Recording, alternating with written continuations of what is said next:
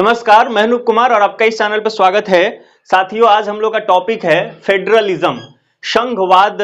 आज हम लोग का टॉपिक है और सबसे पहले एज यूजुअल जैसे हमारी क्लास चलती है वैसे हम लोग स्टार्ट करेंगे। संघवाद, आप इसके बारे में क्या जानते हैं, इसकी विशेषताएं क्या होती है, भांति भांति की चीजें आप जानते हैं। फेडरलिज्म हम आज हमारा टॉपिक है। आज पूरे क्लास हम लोग फेडरलिज्म के बारे में पढ़ेंगे। फेडरलिज्म के स्थान पे एक और शब्द आप देखते होंगे, फेडरल सिस्टम। फेडरल सिस्टम, तो हम दो शब्दों में आज अंतर भी सीख लेंगे, फेडरल सिस्टम क्या होता है और यूनिटरी सिस्टम क्या होता है। यूनिटरी सिस्टम, अगर हम फेडरल सिस्टम को बोले तो इसको हम क्या बोल सकते हैं, क्या बोल देंगे? एक को बोल देंगे संघात्मक व्यवस्था या शासन व्यवस्था, और एक दूसरा शब्द आता है एकात्मक शासन व्यवस्था। ये होता है फेडरल सिस्टम और एक ये होता है यूनिटरी सिस्टम, है ना। तो फेडरल सिस्टम और यूनिटरी सिस्टम क्या है, आज हमारी इस पे बातें रहेगी। तो आपको स्पष्ट हो गया है कि आज हमारा टॉपिक क्या है। फेडरलिज्म हम पढ़ेंगे। इंडियन पॉलिटी जब हम पढ़ते हैं, आईजीपी इसको बोलते हैं, इंडियन गवर्नमेंट इन पॉलिटिक्स। तो इंडियन गवर्नमेंट इन पॉलिटिक्स जो है आईजीपी में एक बहुत इंपॉर्टेंट ये टॉपिक आता है कि भारतीय जो संविधान है या जो भारत जो देश है, क्या यह फेडरल है या नहीं है। भांति भांति के इस पर बातें चलता है। कुछ लोग कहते हैं क्वासी फेडरल है, कुछ लोग बोलते हैं कोऑपरेटिव फेडरल है ना। कुछ लोग एमिकेबल फेडरल बोलते हैं, कुछ लोग एसिमेट्रिक फेडरेशन बोलते हैं। तो भांति भांति के विचारक है, भारतीय शासन व्यवस्थाओं को अलग अलग नाम से संबोधित किया है। तो ये सारी बातें हम जानेंगे, पर ये लास्ट में जानेंगे।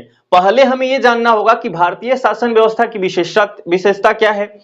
अगर हम एक आइडियल रूप में देखते हैं यूएस फेडरेशन को, तो उसका क्या विशेषता है, भारत में क्या एकात्मक का गुण क्या है। तो इसी प्रकार से जब भांति भांति की चीजें हम जान जाएंगे, आफ्टर दैट जब हम थिंकर्स के नजर से देखेंगे कि फलना ने इस बात को क्यों बोला है, तो हम ज्यादा कोऑर्डिनेट कर पाएंगे। तो शुरू में ही हम ये नहीं पढ़ेंगे कि केसी वियर ने भारत को कहा है क्वासी फेडरल, ये लास्ट में हम करेंगे। आमतौर पे जब क्लास स्टार्ट होती है तो यहीं से शुरू होता है कि किसने क्या क्या बोला है। पर मैं चाहता हूं कि आपको रटना कुछ भी नहीं पड़े कि फलना ने ऐसा बोला था, है ना। ऐसा आपको रटना एकदम नहीं पड़े। इसलिए नहीं रटना पड़ेगा, जब हम लोग सब चीजें पढ़ते जाएंगे और लास्ट में थिंकर करेंगे तो चीजें पर आसान हो जाएगी, हम कोऑर्डिनेट कर पाएंगे, है ना, क्योंकि हम इंडियन फीचर सब कुछ जान रहेंगे। बट सबसे पहले तो अभी आपको बोलना है, जैसे हमारी क्लास डेली होती है इसी प्रकार से, कि फेडरलिज्म या फेडरल सिस्टम से आप क्या समझते हैं। What do you mean by federal system या फेडरलिज्म? टेल मी फास्टली, बोलिए, फेडरलिज्म क्या है? Sir, different types of government. Okay, union government, फिर वो जो सेंट्रल में होता है गवर्नमेंट एक, फिर स्टेट में होता है, ओके, फिर लोकल लेवल में भी होता है। ठीक है। तो ये तो होता है, आपने सही बताया कि तीन होते हैं, लेकिन फेडरलिज्म इससे डिफाइन नहीं हुआ। फेडरलिज्म का क्या कैरेक्टरिस्टिक होता है, विशेषताएं क्या है, उसका फीचर्स क्या है, आपको ये बताना है कि फेडरलिज्म हम कब कहेंगे, है ना। आरती ने हाथ उठा दिया है, तो बताइए आरती। सर, फेडरलिज्म का मतलब हुआ कि जो हमारी जो शक्तियां हैं वो स्टेट और सेंटर के बीच में डिवाइड होगा। अब ये पूरा मतलब सेंटर मतलब दोनों जगह डिवाइड मतलब इक्वली डिवाइड नहीं होगा। इसमें सेंटर मतलब ज्यादा मतलब बेनिफिटेड होगा इंडिया के बेसिस में, जैसे कि सेंटर पे ज्यादा मतलब जोर दिया जाएगा और क्वासी फेडरल के रूप में इसको जाना जाएगा, जिसमें सेंटर स्ट्रॉन्ग सेंटर होता है। और यूएसए के सेक्टर में जाना जाएगा कि वहां भी फेडरलिज्म है, लेकिन वहां स्टेट और सेंटर दोनों इक्वल उसको पावर्स मिला हुआ है इस वे में। नहीं, चलिए अभी तो जो भी डिस्कशन होगा वो बाद में होगा, और पहले आप अपने आप को, आपने बहुत अच्छा बताया, शालिनी से एटलीस्ट आपने बहुत अच्छा बताया है। पर एक चीज करेक्ट कर लीजिए, यूएसए में डिवीजन इक्वल नहीं है, स्टेट के पक्ष में है। जो वहां के स्टेट्स हैं उनके पास ज्यादा पावर है compare to centre. But India में क्या है, सेंटर के पास ज्यादा पावर है, स्टेट्स के पास कम पावर है। इसको आप जरूर ध्यान रखिएगा, है ना। पता नहीं मुझे ध्यान आए कि नहीं आए, तो करेक्शन जरूर होना चाहिए। आपने एकदम बहुत सही बताया है, शालिनी ने भी बहुत कुछ बता दिया है। तो सबसे पहले तो हमें आनंद इस बात की आ रहा है कि क्वालिटी काफी ही अच्छा दिख रहा है, और मैं आप सबसे रिक्वेस्ट करूंगा कि आप इस फॉर्मेट में करके देखें, कॉपी पेन हाथ में लें, तभी जाके काम होगा। जब जितना ही आप लिखेंगे ना, चीजें उतना ही ज्यादा याद होती है। तो बड़ा अच्छा चल रहा है सब कुछ, है ना। तो आगे हम लोग और क्लास को आगे बढ़ाते हैं। आपने बता दिया है, अगर कोई और बताना चाहे तो बता सकता है। कई लोग अभी दिख रहे हैं क्लास में, है ना। और कोई बताने वाला है, जल्दी से बताइए। हम बाकी आगे फिर क्लास को स्टार्ट करते हैं, जल्दी से बताइए। गीतांजलि बताओगे?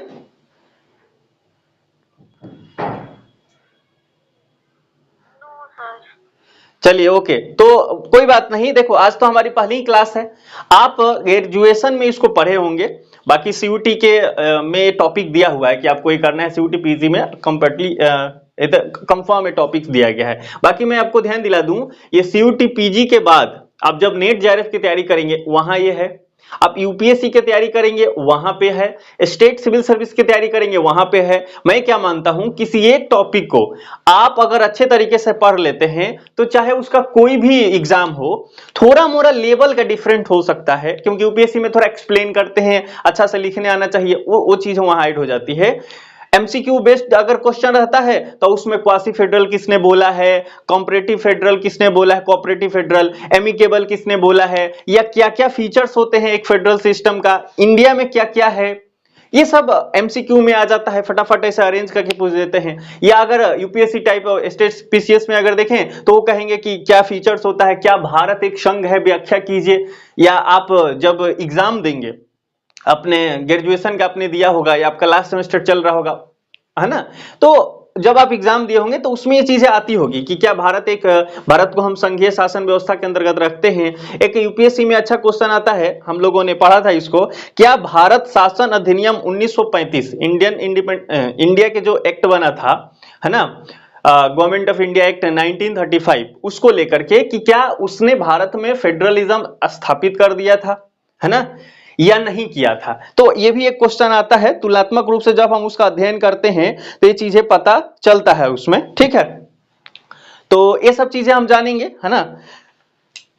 तो मैं अभी आपको क्या बताया, मैं ये बताया कि हर एक एग्जाम में एक टॉपिक आता है, हर एग्जाम में, मैक्सिमम एग्जाम में रहता है, तो वो टॉपिक जहां जहां रहे, आप एक टॉपिक एक जगह कहीं भी अच्छा से कर लेते हैं तो आपका काम हो जाता है। अभी आप जो भी पढ़ेंगे तो यूजीसी नेट का जब आप एग्जाम देंगे तो उस समय टॉपिक आपको एकदम ध्यान देगा। इसलिए मैं बोल रहा हूं कि पेपर आपके पास होना चाहिए, प्रॉपर लिखते चलिए। अभी तो सीयूटी में काम देगा ही, बाकी आप और भी भांति भांति के एग्जाम देंगे वहां पे आएगा, है ना। तो आईजीपी, अगर देखो इंडिया में कोई भी एग्जाम होता है, एसएससी दे दो या रेलवे दे दो, हर एग्जाम में आईजीपी तो रहता ही है, और ये आईजीपी का टॉपिक है। मैं इस पे ज्यादा जोर क्यों दे रहा हूं, आपको अगर western political thought, Indian political thought, इस टाइप के अगर कुछ पढ़ाते हैं, कंपैरेटिव पॉलिटिक्स पढ़ाते, है ना, या फिर आप मान लीजिए कि आपको कंपैरेटिव थियरी पढ़ाते, तो उसमें मैं ज्यादा फोकस नहीं करता। पर यह बात तय है कि आप जीवन में कुछ भी प्राप्त करना चाहते हैं, किसी भी गवर्नमेंट एग्जाम में जाना चाहते हैं पढ़ लिख के, तो उसमें आईजीपी तो आता है, चाहे आप कोई भी सब्जेक्ट पढ़ें, है ना। मैक्सिमम टॉपिक, मैक्सिमम चीजें में रहता है गवर्नमेंट जब आपको हासिल करना है। ऐसे जहां पे पॉलिटिकल साइंस होता है एज ए सब्जेक्ट, उसमें ये आईजीपी रहता ही है, और उसमें ये संघात्मक व्यवस्था रहने की पूरी चांस रहता है। तो आप एक बार अच्छा से पढ़ लीजिए, बाकी आगे आपका ये काम आसान हो जाएगा। तो हम शुरू करते हैं फेडरलिज्म। शालिनी आप थोड़ा ध्यान देना, बाकी हर कोई ध्यान देगा, है। संघवाद जो बोलते हैं, शालिनी ने जो बताया कि हमारे देश में अलग अलग प्रकार के गवर्नमेंट है, सेंटर में है, स्टेट में है, और हमारे जो पंचायती राज व्यवस्था उसको बोलते हैं लोकल गवर्नमेंट, वहां पे है। तो अगर ऐसे हम बनाना चाहें तो देखिए, एक तो यहां सेंटर में है गवर्नमेंट, अभी वर्तमान समय में मोदी गवर्नमेंट बोला जाता है, पर ऐसा बोलना ठीक नहीं है, भारत सरकार कहेंगे सीधा। तो यहां पे हमारा सेंटर में है भारत सरकार, है ना, या भारत सरकार ना कह के भारतीय संघ कह लेते हैं, ज्यादा अच्छा रहेगा, है ना, भारतीय संघ। यूनियन ऑफ स्टेट्स, भारतीय संघ यानी राज्यों का संघ, चलो बहुत अच्छा शब्द आ गया है, राज्यों का संघ, क्योंकि ये हमारे संविधान में लिखा हुआ है राज्यों का संघ, और इंग्लिश लिखा गया है union of state, union of states, है ना। ये आर्टिकल 1 में ही लिखा हुआ है कि भारत कैसा होगा, यूनियन ऑफ स्टेट्स होगा, है ना। India that is Bharat shall be a union of states, this is the article 1। उसके बाद देखिए, जब हम दूसरे लेवल की अगर बात करें तो यहां पे आपको स्टेट आ जाते हैं, वेरियस स्टेट्स, ये बहुत सारे स्टेट्स होते हैं, बिहार है, यूपी है, राजस्थान है, गोवा है, अलग अलग प्रकार के आ जाते हैं स्टेट्स। अब जब हम नीचे आते हैं तो यहाँ पे आपको लोकल गवर्नमेंट आपको यहाँ पे व्यवस्था की गई है, इसको पंचायती राज व्यवस्था बोल दे, ग्रास रूट गवर्नमेंट बोल दे, है ना। शहरों में म्युनिसिपैलिटीज हैं, तो ये नीचे लेवल पे गवर्नमेंट व्यवस्था है। तो हमारे देश में क्या है, 3 लेवल की गवर्नमेंट है, त्रिस्तरीय, है ना, त्रिस्तरीय। हमारे देश में कैसी शासन व्यवस्था है, त्रिस्तरीय शासन व्यवस्था है, आप ये देख पा रहे हैं, है ना। तो शालिनी ने यही बात बताया कि ये अलग अलग प्रकार के गवर्नमेंट होते हैं, तो ये तो होते हैं, हकीकत है।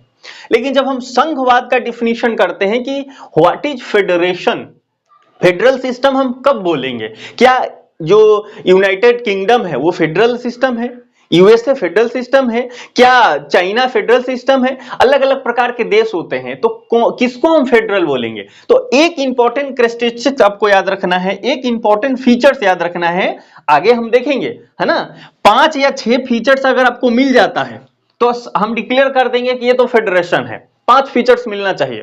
पर अगर पहला ही फीचर अगर देख लें तो पहला ही फीचर है कि संघवाद तब बोलेंगे जब एक से अधिक, है ना, मोर देन 1 लेवल की गवर्नमेंट होनी चाहिए, मोर देन 1 लेवल की गवर्नमेंट होना चाहिए। इसको ऐसे भी बोल सकते हैं 2 या 2 से अधिक, 2 minimum 2 and more than 2 level की गवर्नमेंट होनी चाहिए। तो हम ये क्या बोल सकते हैं, एक से अधिक, एक से अधिक। अच्छा, एक से अधिक को क्या बोलते हैं, 2, तो 2 या 2 से अधिक, 2 से अधिक स्तर की सरकार, स्तर की सरकार होनी चाहिए। एक से अधिक या 2 से अधिक, एक से अधिक, सीधा एक या एक से अधिक नहीं है, पहले ही एक से अधिक है डायरेक्ट, है ना, एक से अधिक, मोर देन 1, है ना।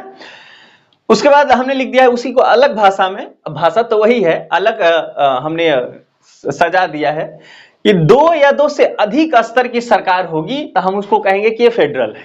अब भारत में आ जाओ, भारत में हम क्या देखते हैं, एक लेवल की यहां पे है, ये लेवल 1 हो गया, यहां पे आज ये लेवल 2 हो गया, यहां पे आज ये लेवल 3 हो गया। हमने क्या बोला था आपको, एक से अधिक होना चाहिए, क्या एक से अधिक है, हाँ 3 है, क्या 2 या 2 से अधिक है, 2 या 2 से अधिक, 2 मिनिमम 2 या मोर देन 2, तो 2 से भी ज्यादा है, मतलब वही बात है, ये सेटिस्फाई, मतलब दोनों तो एक ही बात है ना। तो इसमें एक से अधिक लेवल की, हमारे में तो 3 लेवल की सरकार है, तो इसको हम बोलेंगे फेडरल। तो अगर फेडरलिज्म की अगर बात किया जाए तो पहला विशेषता यही होता है कि एक से अधिक, 2 या 2 से अधिक लेवल की गवर्नमेंट होनी चाहिए, 2 मिनिमम 2 और more than 2 level of government. अगर ऐसा होता है तो हम उसको कहेंगे कि हाँ, एक तो लक्षण हमें दिखा कि ये संघीय व्यवस्था की लक्षण होता है। तो इस बात को आपको हमेशा ध्यान रखना है। ये 10वीं के एनसीईआरटी अगर आप पढ़ लें तो उसमें ये संघवाद में लिखा हुआ है डिफिनीशन कि 2 या 2 से अधिक स्तर की जो सरकार होती है उसको हम संघवाद बोलते हैं या संघीय शासन प्रणाली वाली सरकार बोलते हैं। ठीक है, स्पष्ट रूप से आपको ये समझ में आ गया होगा। बाकी हम बात करते हैं और 5 क्या क्या है। तो देखिए, अगर आपको फेडरेशन कहना है, किसी को अगर फेडरेशन कहना है कि फेडरल वो कब होगा, मान लो ये सब है और जो पावर का सेपरेशन है वो हो नहीं, सारा पावर किसके पास रहे, सेंटर के पास, तो भी तो उसको हम फेडरल सिस्टम नहीं बोल सकते। फेडरल सिस्टम होने के लिए एक मिनिमम बात तो ये होनी चाहिए, 2 या 2 से अधिक लेवल की सरकार होनी चाहिए। इसमें अंडरस्टूड है कि अलग लेवल की क्यों सरकार बना रहे हैं, जरूरत है, अगर बना है तो थोड़ा मोड़ा तो पावर डिस्ट्रीब्यूट करना ही पड़ेगा। अगर आपके पास 4 बच्चे हो गए हैं तो चारों को खिलाने के लिए थोड़ा मोड़ा तो देना ही पड़ेगा, है ना, सारा मम्मी बाप तो नहीं खाएगा। तो कुछ ना कुछ हमने ऐसा एग्जांपल ले लिया, इसको लिखना नहीं है, लिखना यही है। संघवाद क्या होता है, फेडरेशन क्या होता है, समझना यह है कि 2 या 2 से अधिक स्तर की जब सरकार होती है, मिनिमम 2 और more than 2 level of government होता है, तो उसको बोलते हैं ये फेडरल सिस्टम का एक फीचर्स है। ठीक है, अगर और हम बात करें, हमने आपको अभी एक प्रश्न उठा दिया कि लेवल तो ज्यादा हो लेकिन गवर्नमेंट के पास पावर ही ना हो, निचले की गवर्नमेंट के पास, तो फिर ये कैसा फेडरेशन, ये पूरा उस पर डिपेंडेंट रहे तो ऐसा नहीं चलेगा। पावर का कंप्लीट डिवीजन होना चाहिए, सेपरेशन होना चाहिए पावर का, है ना। लोगों की उसमें भागीदारी पूर्ण होनी चाहिए, है ना। तो पार्टिसिपेशन तो अलग बात है, लेकिन ये जो गवर्नमेंट्स है तो डिवीजन ऑफ पावर होना चाहिए, तो एक फीचर ये भी है। अच्छा, अब डिवीजन ऑफ पावर होना चाहिए लेकिन वो लिखित रूप में ना हो, तो फिर क्या होगा, लिखित रूप में ना हो तो घोल-मेल कर देंगे, है ना। क्योंकि आपको पता है थोड़ा मोड़ा जैसे व्यवस्थाएं बदलती है, किसी न किसी के पावर झुक जाता है। अब पावर जिसके पास स्ट्रॉन्ग आया या लीडरशिप किसी का करिश्माई है, इस टाइप का मान लो, जैसे मोदी गवर्नमेंट लेते हैं, इनको बोला जाता है करिश्माई लीडरशिप इनके पास है ना। नेहरू जी को ले लो, इंदिरा गांधी को ले लो, भारत में तुलना करते हैं। तो ऐसे में सेंटर जब मजबूत हो जाए तो घोल मेल कर दे और कहे कि ना ना ना ये तो नहीं होता है, ऐसे भाई व्यवस्था नहीं हुआ तो व्यवस्था ऐसा हुआ था, तो लिखित होनी चाहिए, नहीं तो गड़बड़ हो जाएगा। लिखित होना चाहिए कि नहीं होना चाहिए, एकदम होना चाहिए। अच्छा, लिखित भी हो गया लेकिन कुछ गड़बड़ी हो रहा है, तो अगर हमको कोई सिक्योरिटी नहीं दे रहा है तो हम कैसे मान लें, एश्योरिटी होनी चाहिए कि अगर ये गड़बड़ होगा तो कोई जजमेंट भी करेगा उसके लिए, तो इसके लिए इंडिपेंडेंट जुडिशियरी की व्यवस्था करनी पड़ेगी। अब मान लो इंडिपेंडेंट जुडिशियरी है ही नहीं है, तो कैसे बोलोगे कि वहां पे फेडरलिज्म है। सरकार घोलमेल कर दी, नीचे वाली लेवल की गवर्नमेंट को पता ही नहीं, अब पावर ही नहीं, ये कह रहे कि नहीं नहीं हम लिखा हुआ संविधान में ये तो था, वो कह रहे ना नहीं नहीं था। अब कोई तुम्हें आ ना रहा है, तुम जा रहे हो इसके पास, धक्का पीट दे रहा है, तो न्याय हो ही नहीं रहा, तो फिर कैसे फेडरेशन, तो ये भी फेडरेशन नहीं है। फेडरेशन होने के लिए आपके पास इंडिपेंडेंट जुडिशियरी सिस्टम होनी चाहिए, तो इस बात को आपको ध्यान रखना पड़ेगा। भांति भांति के इसके फीचर्स चाहिए, तब जाके हम बोलेंगे। लेकिन अगर कोई कहे कि नहीं नहीं मिनिमम से मिनिमम शब्द में अब तो हम ये बता दो कि फेडरेशन क्या है, तो हम यही कहेंगे कि 2 या 2 से अधिक लेवल की अगर सरकार है तो हम उसको बोलते हैं संघीय शासन व्यवस्था। इस संघीय शासन व्यवस्था की कुछ विशेषताएं होती है, कैरेक्टरिस्टिक होती है, फीचर्स होता है। वो फीचर्स क्या क्या है, तो हम इसमें मिनिमम 5 फीचर्स तो होना चाहिए, मिनिमम 5 फीचर्स तो होना चाहिए। तो अगर हम संघवाद के अगर फीचर्स की बात कर लें तो आप इस एक नया ही पॉइंट दीजिए कि फीचर्स ऑफ फेडरलिज्म, और इस पे और चर्चा हो जाएगी। आप संघवाद में ये बातें लिखने के बाद आप सीधा ये लिख दीजिए फीचर्स, फीचर्स ऑफ, ये गलत हो गया लग रहा है, चलो आप फीचर्स आप लिख लीजिए, है ना, क्लास का थोड़ा कभी कभी प्रेशर रहता है। Features of federalism, features of federalism यानी हम इसको कह देंगे विशेषताएं, विशेषताएं, ठीक है। Features of federalism, features of federalism, federal system के फीचर्स क्या क्या है, तो ड्यूअल पॉलिटिकल एग्जीक्यूटिव होना चाहिए, एग्जीक्यूटिव, ड्यूअल पॉलिटिकल एग्जीक्यूटिव, इसको क्या बोलेंगे, दोहरी दोहरी राजनीतिक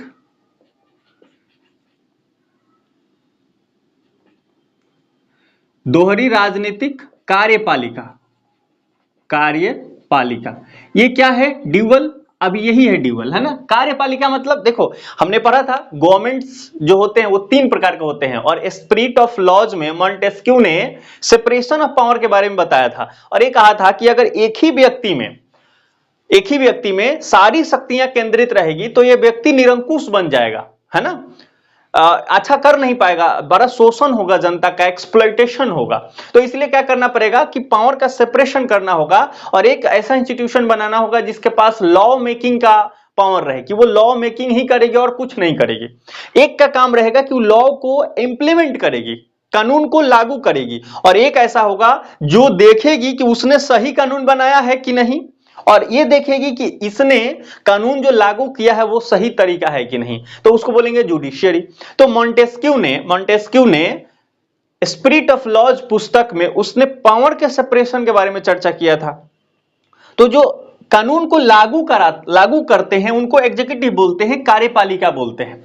तो फेडरल जो सिस्टम होता है, फेडरलिज्म जो होता है, उसमें एक स्पेशल फीचर है, मतलब ये होना ही चाहिए, ड्यूअल ड्यूअल पॉलिटिकल एग्जीक्यूटिव, यानी ड्यूअल एग्जीक्यूटिव अगर नहीं है तो फिर काम नहीं चलेगी। और यहाँ जो हम देख रहे हैं यूनियन ऑफ स्टेट, यानी सेंट्रल के लेवल पे गवर्नमेंट, फिर स्टेट लेवल पे देख रहे हैं जैसे यूपी गवर्नमेंट, बिहार सरकार, ऐसा सुनते हैं ना, तो ये स्टेट लेवल की गवर्नमेंट है। और फिर लोकल गवर्नमेंट में आते हैं तो उसमें पंचायती राज व्यवस्था, या शहर में देखते हैं कि म्युनिसिपैलिटीज होती है, म्युनिसिपैलिटीज होती है ना, नगर पालिका। तो ये क्या है, ये एग्जीक्यूटिव है, ये कानून को लागू करती है, बनाती नहीं है। तो आप सोचते होंगे नहीं सर मोदी जी तो ऐसे कानून भी लाते हैं, ट्रिपल तलाक बिल पास करा दिए। तो अब इसमें झंझट क्या है कि जब हम पढ़ते हैं, ये इसलिए है क्योंकि मॉन्टेस्क्यू ने जो बोला था ना, पूरा कंप्लीट सेपरेशन, वो प्रेसिडेंशियल फॉर्म ऑफ गवर्नमेंट में होता है, अध्यक्षात्मक शासन प्रणाली। लेकिन हमारे देश में क्या है, संसदीय शासन प्रणाली है, पार्लियामेंट्री फॉर्म ऑफ गवर्नमेंट है। तो ये दो हो गए, एक प्रेसिडेंशियल फॉर्म ऑफ गवर्नमेंट और एक पार्लियामेंट्री फॉर्म ऑफ गवर्नमेंट। तो जो पार्लियामेंट्री फॉर्म ऑफ गवर्नमेंट होता है उसमें कंप्लीट सेपरेशन नहीं पाया जाता, केवल भारत में नहीं, दुनिया के किसी भी देश में जहां भी पार्लियामेंट्री फॉर्म ऑफ गवर्नमेंट होगा वो कलेक्टिव रिस्पॉन्सिबिलिटी, हमने आपको पढ़ाया था। तो उसमें क्या होता कि दो जगह पावर्स होते हैं, एक जगह तो कानून बनाता है और कानून लागू करने वाली संस्था होती है, और एक जगह जुडिशियरी होती है जो चेक करती है। तो देखिए आप जो देखते हैं, एक लेजिस्लेटिव और इसके बाद एग्जीक्यूटिव, ये दोनों के दोनों एक ही में होती है। मतलब जो कानून बनाने वाली संस्था है, हम वोटिंग करेंगे, लोकसभा का चुनाव होगा, उसमें बहुत सारे लोग जीत के चले जाएंगे, उसी में से हम जिसका सबसे ज्यादा वोट मिलेगा उस पार्टी को, या मतलब व्यवहारिक में तो यही होता है, जिस पार्टी को सबसे ज्यादा वोट मिले, या फिर गठबंधन बना के एक सामने नेता आता है कि हाँ मैं बनूंगा प्रधानमंत्री, और उसके अध्यक्षता में क्या होता है, एक मंत्री परिषद होता है, काउंसिल ऑफ मिनिस्टर्स होते हैं। तो ये जो काउंसिल ऑफ मिनिस्टर्स होते हैं इंक्लूडिंग प्रेसिडेंट, इसको हम बोलते हैं एग्जीक्यूटिव। ये है कार्यपालिका। कार्यपालिका कितना सा है, बस इतना ही सा है, प्रेसिडेंट है, प्राइम मिनिस्टर है और काउंसिल ऑफ मिनिस्टर्स है, उसको हम एग्जीक्यूटिव बोलते हैं, एग्जीक्यूटिव। और जब संसद भवन में बैठ के वो डिस्कशन करते हैं कि कौन सा कानून होना चाहिए, क्या होना चाहिए, तो वो एक कानून बनाने वाली संस्था के रूप में काम करते हैं। वो कानून बनाने वाली संस्था के रूप में काम करते हैं जब संसद भवन में बैठ के काम कर रहे हैं, है ना। तो हमारे जो पार्लियामेंट्री फॉर्म ऑफ गवर्नमेंट होता है उसमें कंप्लीट सेपरेशन नहीं होता, तो थोड़ा सा कभी कभी दुविधा हो जाती है, तब इसको ध्यान रखिएगा। मॉन्टेस्क्यू ने तो ये बोला कि कंप्लीट सेपरेशन होगा तो ही ज्यादा अच्छा व्यवस्था होगा। तो कंप्लीट सेपरेशन अध्यक्षीय शासन व्यवस्था में होता है। जब हमारा देश आजाद हुआ था तो मैंने आपको बताया था, ये जो कॉन्स्टिट्यूएंट असेंबली थी उसके पास ये था कि हम कौन सा एडॉप्ट करें। तो ये यही कहा गया कि पहले से हमको पता है कि पार्लियामेंट्री फॉर्म ऑफ गवर्नमेंट कैसे चलती है, क्योंकि अंग्रेजों ने काफी समय से ये कर दिया था। उसके बाद एक रिस्पॉन्सिबल गवर्नमेंट हमको चाहिए, तो पार्लियामेंट्री फॉर्म ऑफ गवर्नमेंट होता है ना, वो ज्यादा रिस्पॉन्सिबल होता है, more responsible compare to presidential form of government, है ना। तो इसलिए हमारे पास संसदीय है, और संसदीय में कानून बनाने वाली संस्था, लागू करने वाली संस्था एक ही जगह है। और यहां पे अगर हम बात करें तो यहां पे एक न्यायपालिका है। तो दो जगह पे पावर का केंद्र आप देख सकते हैं, है ना। यहां पे कंप्लीट सेपरेशन नहीं होता, लेकिन फिर भी होता है। आगे देखिए, तो अगर फीचर्स ऑफ फेडरलिज्म देखेंगे, फेडरल सिस्टम के क्या फीचर्स होती है, तो फीचर्स तो पहला यही है कि ड्यूअल पॉलिटिकल एग्जीक्यूटिव होना चाहिए, दोहरी कार्यपालिका होनी चाहिए।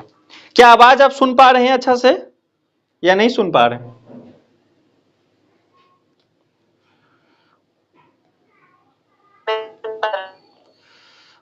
नेटवर्क का इशू हो रहा है लग रहा है। नमस्कार, मैं अनूप कुमार और आपका इस चैनल पे स्वागत है। साथियों, कल जो हमारी क्लासेस थी वो चलते चलते रुक गई थी। बड़ा अच्छा चल रहा था सब कुछ, लेकिन टेक्निकल ग्लिच आ गया था। हम लोग पहुंच गए थे कहां तक, ये सारी चीजें मैं आपको बता दिया था। देखिए, मैं बोर्ड भी क्लीन नहीं किया हूं। फीचर्स ऑफ फेडरलिज्म पे हम लोग आ गए थे, और उसमें मैं आपको बताया था कि अगर 5 लक्षण अगर आपको दिख जाए तो हम कह देंगे कि वो फेडरल सिस्टम है। 5 लक्षण अगर दिख जाए तो 5 लक्षण ये तो मिनिमम है ना। एक बाइकैमरल द्विसदनात्मक व्यवस्था जो होता है, बाइकैमरल सिस्टम, अगर ऐसा आ जाए तो ये 6 बात हो जाती है, 6 पॉइंट्स हो जाता है। लेकिन कुछ लोग इसको नहीं मानते, कुछ लोग इसको मानते हैं, है ना। और नहीं मानने से कुछ दुविधाएं भी होती है कि अगर हम उसका हिस्टोरिकल बैकग्राउंड देखें तो दिक्कत हो जाता है, क्योंकि अपने देश में द्विसदनीय व्यवस्था की शुरुआत जो गवर्नमेंट ऑफ इंडिया एक्ट 1919 आया था उसमें था, सेंटर में था ना।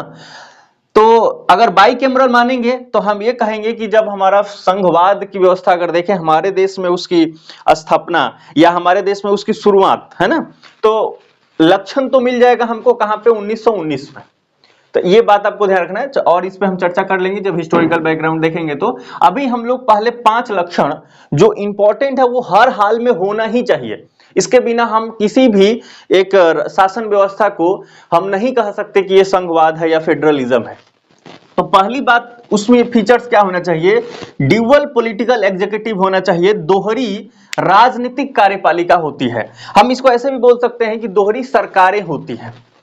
तो अब देखो ये तो दोहरी सरकारें मतलब हमने आपको ये जो समझाया था ना लेबल्स, तो दोहरी सरकारें मतलब 2 लेवल एटलीस्ट चाहिए, है ना, एक से अधिक या 2 या 2 से अधिक लेवल की जब सरकारें होती है तो हम उसको कहेंगे, एक फीचर्स है उसका कि फेडरलिज्म की वो एक फीचर्स है कि वो। अब देखो इसमें क्या होता है ना, जब हम इसका परिभाषा बनाते हैं, दुनिया के कोई भी टॉपिक का अगर आपको परिभाषा बनाना है तो बड़ा आसान है, 4 या 5 तो बहुत हो जाएगा, 2 या 3 अगर विशेषताएं अगर आप इंक्लूड कर देते हैं किसी एक लाइन में तो उसको हम डिफिनीशन बोल देते हैं। बाकी उसी को काट काट के एक एक बात को आप लिखते हैं तो उसको फीचर्स बोलते हैं, विशेषताएं बोल देते हैं। हालांकि हमने यहां जो परिभाषा बनाया है संघवाद का, तो हम लोग सीधा यही कह लिए हैं कि एक से अधिक लेवल की अगर सरकार है, गवर्नमेंट है, तो उसको हम कह देंगे कि ये फेडरल सिस्टम है। लेकिन ये परिभाषा स्पष्ट नहीं हुआ, इसको और इसमें डीप जाना पड़ेगा, कहना पड़ेगा कि ये जो 2 स्तर या 3 स्तर की जो सरकारें होंगी, उन सरकारों के बीच एक लिखित संविधान द्वारा शक्तियों का विभाजन किया जाएगा, है ना, शक्तियों का एकदम कंप्लीट डिवीजन होना चाहिए। दूसरी बात, और इसमें क्या डिफिनीशन में ऐड करेंगे कि इस अगर कोई विवाद होता है तो इस केस में एक स्वतंत्र और निष्पक्ष न्यायपालिका होती है, इंडिपेंडेंट जुडिशियरी, जो यह विवाद अगर होता है तो एक निर्णायक भूमिका निभाती है। तो अगर ये 3-4 विशेषताएं अगर ऐड कर दें तो हम इस संघवाद का विशेषता संघवाद का डिफिनीशन बना सकते हैं। अगर आपसे पूछता है ना कि संघवाद से आप क्या समझते हैं, तो आपको 3-4 अगर आप विशेषताएं इंक्लूड करेंगे तो बड़ा अच्छा रहेगा। तो ध्यान रखिएगा जीवन के लिए हमेशा कि जब भी आपसे कभी पूछता है कि कोई चीज कि इससे आप क्या समझते हैं, किसे कहते हैं, उसको एक्सप्लेन कीजिए। तो in this situation try to written या यसे, है ना, क्या कहना है, कम से कम 3 या 4 जो उसके फीचर्स होते हैं वो एक साथ जोड़ देना होता है। और जब हम फीचर्स करते हैं तो जितनी सारी उसके जो हमने परिभाषा एक बनाया है उसमें बहुत सारे फीचर्स को ऐड करके तो उसको अलग तोड़ के खंड खंड कर देते हैं, तो वो उसका फीचर्स हो जाता है। समझ रहे हैं आप? जैसे अगर हम एक एग्जांपल लेते हैं, आप ही से कोई पूछ ले कि कोई परिभाषा कि फलना क्या है, तो उसमें 3-4 बातें आपको बतानी पड़ेगी फटाफट, तब लगेगा कि हाँ उसके बारे में कुछ मोटा मोटा बात पता चला। लेकिन अगर ये पूछ लिया जाए कि फला व्यक्ति की विशेषता क्या है, तो आप ये बताएंगे कि वो सुबह 5 बजे उठता है, रात को 11 बजे सोता है। तो ये अलग अलग चीजें आपको तोड़ के जब बताते हैं तो उसका क्या हो जाता है, फीचर्स हो जाता है। तो अगर फेडरलिज्म के फीचर्स देखा जाए तो 5 तो एटलीस्ट होना ही चाहिए, इसके बिना काम नहीं चलेगा। तो पहली हमने लिख लिया है ड्यूअल होनी चाहिए पॉलिटिकल एग्जीक्यूटिव। अच्छा, ड्यूअल तो दोहरी होती है पर हमारे देश में तो तिहरी है ना, 3 लेवल की है। तो ऐसे में हम यहाँ लिख सकते हैं ड्यूअल या मोर, है ना, लेकिन ये ज्यादा अच्छा होता है, ड्यूअल शब्द ही प्रयोग करते हैं मैक्सिमम किताबों में, हर जगह ड्यूअल ही लिखा जाता है। पर आप इस बात को जरूर ध्यान रखिए कि हमारे देश में जैसे अमेरिका वाले हैं तो उनमें तो ड्यूअल ही है, लोकल गवर्नमेंट वहां पे थोड़ी है। लेकिन हाँ, उस पर चर्चा की विषय है कि नहीं, पर हमारे देश में स्पष्ट है, जो हम लोग जान रहे हैं कि 3 लेवल की यहाँ गवर्नमेंट है, तो ये तो दोहरी नहीं है, तो 3 लेवल का हो गई। तो आप ये भी ध्यान रखें कि मतलब ड्यूअल तो होना ही चाहिए, कम से कम 2 होना चाहिए। ड्यूअल पॉलिटिकल एग्जीक्यूटिव ऐसे सीधा लिखते हैं, दोहरी राजनीतिक कार्यपालिका होती है। यह हम लिख सकते हैं 2 या अधिक स्तर की सरकार होती है। यहीं पे बात लिखना है जो हमने आपको पहले समझाया है। आगे हम क्या लिखेंगे, उसके बाद हम लिखेंगे एक लिखित संविधान होनी चाहिए, लिखित व कठोर संविधान। अब देखिए ये कठोर हम यहां हटा रहे हैं, पर अभी मैंने लिख दिया है। ये मैं क्यों कह रहा हूं, क्योंकि भारत के संदर्भ में ये नहीं है। भारत का संविधान कैसा है, कठोर भी है और थोड़ा लचीला भी है, मतलब मिला जुला है, मिक्स्ड उसको बोल सकते हैं। तो ऐसा है। लेकिन ब्रिटेन का देखो तो बड़ा ही लचीला है, फ्लेक्सिबल है पूरा ही यूके का। लेकिन अगर हम यूएस का देख लें तो यूएस का बड़ा रिजिड माना जाता है, क्योंकि अभी तक ले वहां पर केवल और केवल 27 ही अमेंडमेंट हो पाए हैं। कब से लागू हुआ है? कब से लागू हुआ है? देखिए 1789 से संविधान लागू हुआ है वहां का, और अभी तक ले 27 संशोधन हुआ। भारत में देख लीजिए 1950 में स्टार्ट हुआ है, लागू हुआ है, और अभी तक ले कितने संशोधन हो गए? 105 तक ले तो सबको ही जानता है। अभी तक ले अभी जो डेट है आज की 3 फरवरी 2000 हम बात कर रहे हैं 25 तक के, तो अभी ऐसा नहीं कि 105 हुआ है, 105 तो मैक्सिमम किताबों में है इंक्लूड, बाकी अभी जो न्यू पार्लियामेंट बना है उसमें कई कुछ हो गए हैं। तो इसको मतलब मैं आपको क्या बता रहा कि हमारा जो संविधान है वो संशोधन हो गए हैं काफी, और वहीं यूएस का अगर संविधान देखें तब तक 27 ही संशोधन हो पाए हैं। तो ऐसा है क्या कि सर भारत में कुछ भी ऐसे संशोधन सरकार कर सकती? तो नहीं कर सकती, थोड़ा सा कठोरता है, पर इसीलिए इसको कहा जाता है कि लचीला और कठोरता, है ना, फ्लेक्सिबिलिटी और रिजिडिटी, दोनों का एक मिक्सचर है अपनी भारतीय संविधान, बड़ा खूबसूरत है। तो लिखित व कठोर संविधान होना चाहिए, इसको बोलते हैं संघवाद। ये फीचर्स है। कैसा होना चाहिए? रिटर्न होना चाहिए, रिटर्न एंड रिजिड कॉन्स्टिट्यूशन, ये उसकी विशेषता है। अब ध्यान रखिए, अब रिजिड भारत तो क्या है? संघवाद है, लेकिन अब हमको अगर कोई कहेगा, भारतीय कोई व्यक्ति को कहा जाए कि भाई तुम संघवाद का फीचर्स बनाओ, तो हम क्या कहेंगे? रिजिडिटी को हटा देंगे, क्योंकि भारत पे अप्लाई करना है ना, इसलिए। देखो ये जो यूएस को ना माइंड में रख के ये सब बनाया जाता है फीचर्स, क्योंकि जिसका ग्रामसी का आपने सुना होगा, हेजेमेनी का उसने कंसेप्ट दिया है। तो उसने कहा कि मतलब जिसका हेजेमेनी है उसी के अनुसार चीजें व्यवस्थाएं होती है। तो यूएस का हेजेमेनी था, तो उसने इस व्यवस्था को ऐसा बरकरार रखा है, तो उसमें जो है उसको हम आइडियल मानते हैं, है ना। तो आप इसको आप ध्यान रखेंगे कि जरूरी नहीं है कि आप यहाँ कठोरता लिखें, कठोरता हम हटा सकते हैं, लेकिन इतना तय है कि लिखित संविधान होना चाहिए, ये तो पक्का है, ठीक। लेकिन जब आप एग्जाम लिखें लिखित तौर पे, तो आप क्या कर सकते हैं? ड्यूअल पॉलिटिकल एग्जेक्टिव होनी चाहिए, उसके बाद लिखित व कठोर संविधान होना चाहिए, ये सही माना जाता है, कोई दिक्कत बात नहीं है। अगर आप कठोर भूल जाए या भूलना चाहें तो ठीक है ना, भारत पे उसको अप्लाई करना है। चलिए आगे हम देखते हैं। लिखित और कठोर संविधान तो हमने लिख लिया है, आगे हम लिखेंगे कि इस कोई विवाद होता है तो हम क्या करेंगे। तो एक स्वतंत्र न्यायपालिका होती है, उससे पहले हम ये लिख लेते हैं, शक्तियों का विभाजन होना चाहिए, शक्तियों का विभाजन। ये शक्तियों का विभाजन क्या है? सेपरेशन नहीं है, ये डिवीजन है, division of powers at various level, division of power at various level. क्या है? देखो ये लेवल 1, लेवल 2, लेवल 3 अपने देश के संदर्भ में चर्चा कर लेते हैं। तो यहां पे हम क्या देखते हैं कि केंद्र सरकार को कुछ ऐसे बिंदु है जिसपे उसको कानून बनाने हैं, नियम बनाना है, उसका चलता है।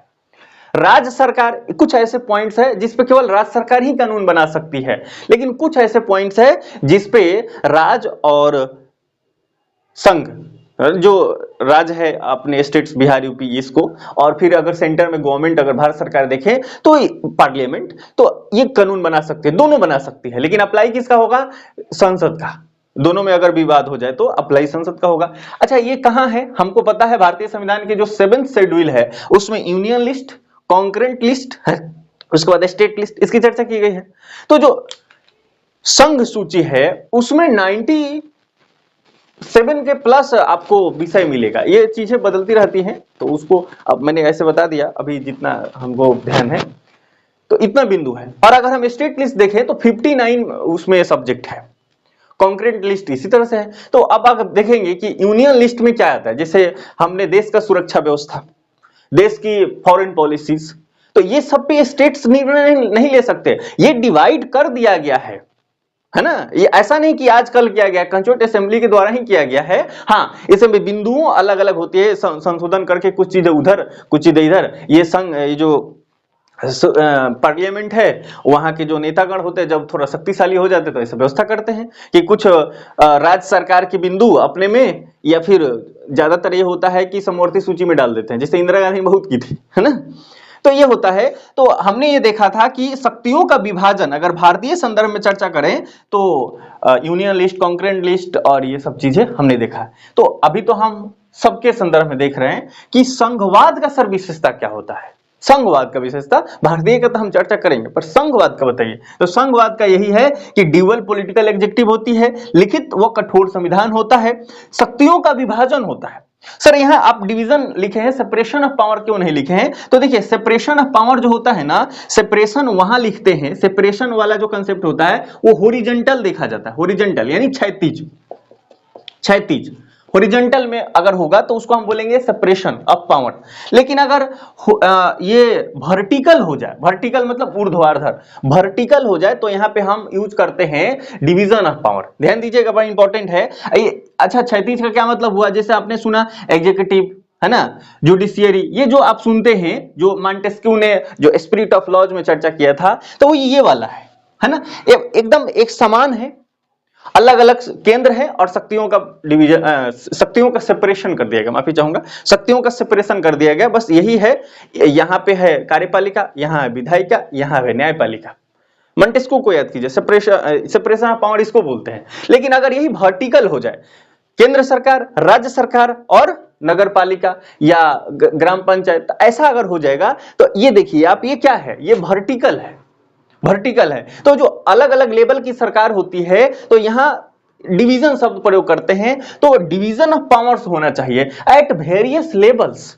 तो अब उसमें 2 लेवल हो सकता है, मिनिमम तो इतना चाहिए, 3 लेवल हो जाए, भारत में 3 लेवल है, तो ये होना चाहिए। आगे देखें, आगे अगर हमने देख लिया, अब शक्तियों का विभाजन हो गया है, संविधान में उसका पूरा व्याख्या कर दिया गया है, फिर भी कुछ विवाद हो जाए, है ना, कुछ विवाद हो जाए, ऐसे केस में हम क्या करेंगे? ऐसे केस में क्या करेंगे? अगर विवाद हो और जो शक्तिशाली है या कोई एक अपने पक्ष में उस विवाद को कर ले अपने हित को देख करके, तो फिर ये संघ चल नहीं पाएगा। तो इसके लिए क्या चाहिए? इसके लिए चाहिए हमें एक इंडिपेंडेंट जुडिशियरी सिस्टम होना चाहिए, एक स्वतंत्र व निष्पक्ष न्यायपालिका की व्यवस्था हमें करनी होगी। तो इसलिए यहां पे ये भी आता है ना, इंडिपेंडेंट जुडिशियरी, है ना, इसको ध्यान रखिएगा, एक स्वतंत्र व निष्पक्ष न्यायपालिका, स्वतंत्र व निष्पक्ष न्यायपालिका, ये भी हमें बहुत बहुत जरूरी है। 1 2 3 4 हम कर चुके हैं, आप इसको जरूर नोट कीजिए, बहुत इंपॉर्टेंट है ना। आगे हम देखें तो हमने लिख लिया है स्वतंत्र व निष्पक्ष न्यायपालिका, ये भी हो गया है। अब आगे की चर्चा करते हैं कि और क्या फीचर्स होते हैं। तो देखिए, अगर आप संघ देख रहे हैं कि संघ की विशेषताएं हैं और अच्छा संघ कैसे चलेगा, तो जो संविधान होता है उसकी सुप्रीमेसी चलती है। संविधान का सुप्रीमेसी होना चाहिए कि सर्वोच्च क्या है, तो एक लिखित दस्तावेज है, लिखित संविधान है, इसमें कठोरता है और उसी में सब चीजें लिख दी गई है। अब सुप्रीमेसी उसकी होनी चाहिए, हर किसी को मानना पड़ेगा, थोड़ा बाध्यकारी होना चाहिए, है ना। सुप्रीम कोर्ट ने उसको मानते हुए व्याख्या कर दिया, विवाद को निपटाने के लिए उसने आधार बता दिया, अब उसको मानना पड़ेगा ना, सुप्रीमेसी होनी चाहिए। नहीं तो पता चल रहा है कि राज्य सरकारें अपने सुप्रीम है, हम कह दिए तो हो गया। जैसे भारत सरकार का है कि अरे यूपी सरकार तुम्हें क्या, हम बता रहे हैं क्या होगा, है ना, ऐसा नहीं हुआ। लिखित है, न्यायपालिका उसको अप्लाई कराएगी और ये सारे सिस्टम जो चलेंगे वो लिखित दस्तावेज से ही चलाया जाएगा, तो उसकी सुप्रीमेसी होनी चाहिए। सर तो इस आधार पे तो आप जो बताए थे कि ब्रिटेन में सुप्रीमेसी नहीं है, क्योंकि एक थिंकर कहता है कि जो ब्रिटेन की संसद है, पार्लियामेंट है, वो स्त्री को पुरुष और पुरुष को स्त्री बनाने के सिवा सब कुछ कर सकती है। तो वहां तो सुप्रीमेसी इतना है कि पार्लियामेंट इतना डोमिनेंस है कि कुछ भी कर ले रहा है, तो पार्लियामेंट डोमिनेंस है, लिखित संविधान तो नहीं है। तो जब लिखित संविधान डोमिनेंस नहीं है, लिखित संविधान वहां सुप्रीम नहीं है, तो वहां पे आपको भी पता है कि वहां पे तो ये नहीं है, वहां फेडरलिज्म नहीं चलता, यूनिटरी है सिस्टम यूके में। अगर हम यूएस की बात करें तो यूएस में फेडरलिज्म है, आइडियल माना जाता है, लेकिन यहां पर भी बात है कि वहां जो सुप्रीम कोर्ट है वो सुप्रीम है, सुप्रीमेसी उसकी चलती है ना। लेकिन भारत में अच्छा कॉम्बिनेशन है कि जो लिखित संविधान है उसकी सुप्रीमेसी चलती है। ध्यान रखिएगा इस बात को, बड़ा इंपॉर्टेंट है। भारत में क्या सुप्रीम है? संविधान। और यूएस में क्या सुप्रीम है, न्यायपालिका के पक्ष में चीजें बड़ा झुकी हुई है, और यूके में क्या है, तो उसमें पार्लियामेंट के पक्ष में सब चीजें झुकी हुई है। तो ये सब चीजें हमें ध्यान रखते हुए हम यहाँ पे एक और पॉइंट क्या लिख रहे हैं, हम ये लिख रहे हैं संविधान की सर्वोच्चता, संविधान की सर्वोच्चता, supremacy of constitution, supremacy of constitution आप जरूर लिखेंगे, संविधान की सर्वोच्चता। अब देखिए यूएस पे लांछन लगाते हैं, वहां पे संविधान सुप्रीम नहीं है, पर जो ये न्यायपालिका है वहां का सुप्रीम कोर्ट, वो बहुत सारी चीजें एक्टिव, जो आप देखें न्यायिक पूर्णावलोकन एक चर्चा आती है, वो उसी का है, उसी ने उसको शुरुआत किया है। सरकार कुछ भी करे, कहेगा हम न्यायिक पूर्णावलोकन कर रहे हैं और बाद में उसको खत्म कर दे, ये होता है वहां पे, है ना। तो लांछन ये लगा रहे हैं कि लिखित संविधान सर्वोच्च नहीं है वहां पे। भारत में आइए, वो सब क्या कहेंगे, कठोर संविधान नहीं है तुम्हारे पास, लचीला और कठोर का मिक्सचर है, कठोर होना चाहिए। हमारे देखो कितना अभी तक 27 संशोधन हो पाया है। तो दोनों में हमने एक एक वीक पॉइंट आपको बता दिया है, पर आप ध्यान रखिए 5 जो टॉपिक्स है, it is very very important. अगर हम किसी शासन व्यवस्था को संघात्मक कहना है तो हमें क्या क्या बिंदु पे ध्यान देना होगा, ये 5 पॉइंट तो होना ही चाहिए। क्या है सर, पहला है ड्यूअल पॉलिटिकल एग्जीक्यूटिव होती है, वहां पे 2 या 2 से अधिक स्तर की सरकार होनी चाहिए। उसके बाद लिखित व कठोर संविधान होना चाहिए, रिटन और रिजिड कॉन्स्टिट्यूशन की बात होगी, शक्तियों का विभाजन होना चाहिए, जो वेरियस लेवल होते हैं, division of powers at various level, division of power होना चाहिए, और इंडिपेंडेंट जुडिशियरी होती है, इंडिपेंडेंट एक सिस्टम होता है जो कि निष्पक्ष और स्वतंत्र होकर के अगर विवाद हुआ है तो विवाद का निपटारा कर सके।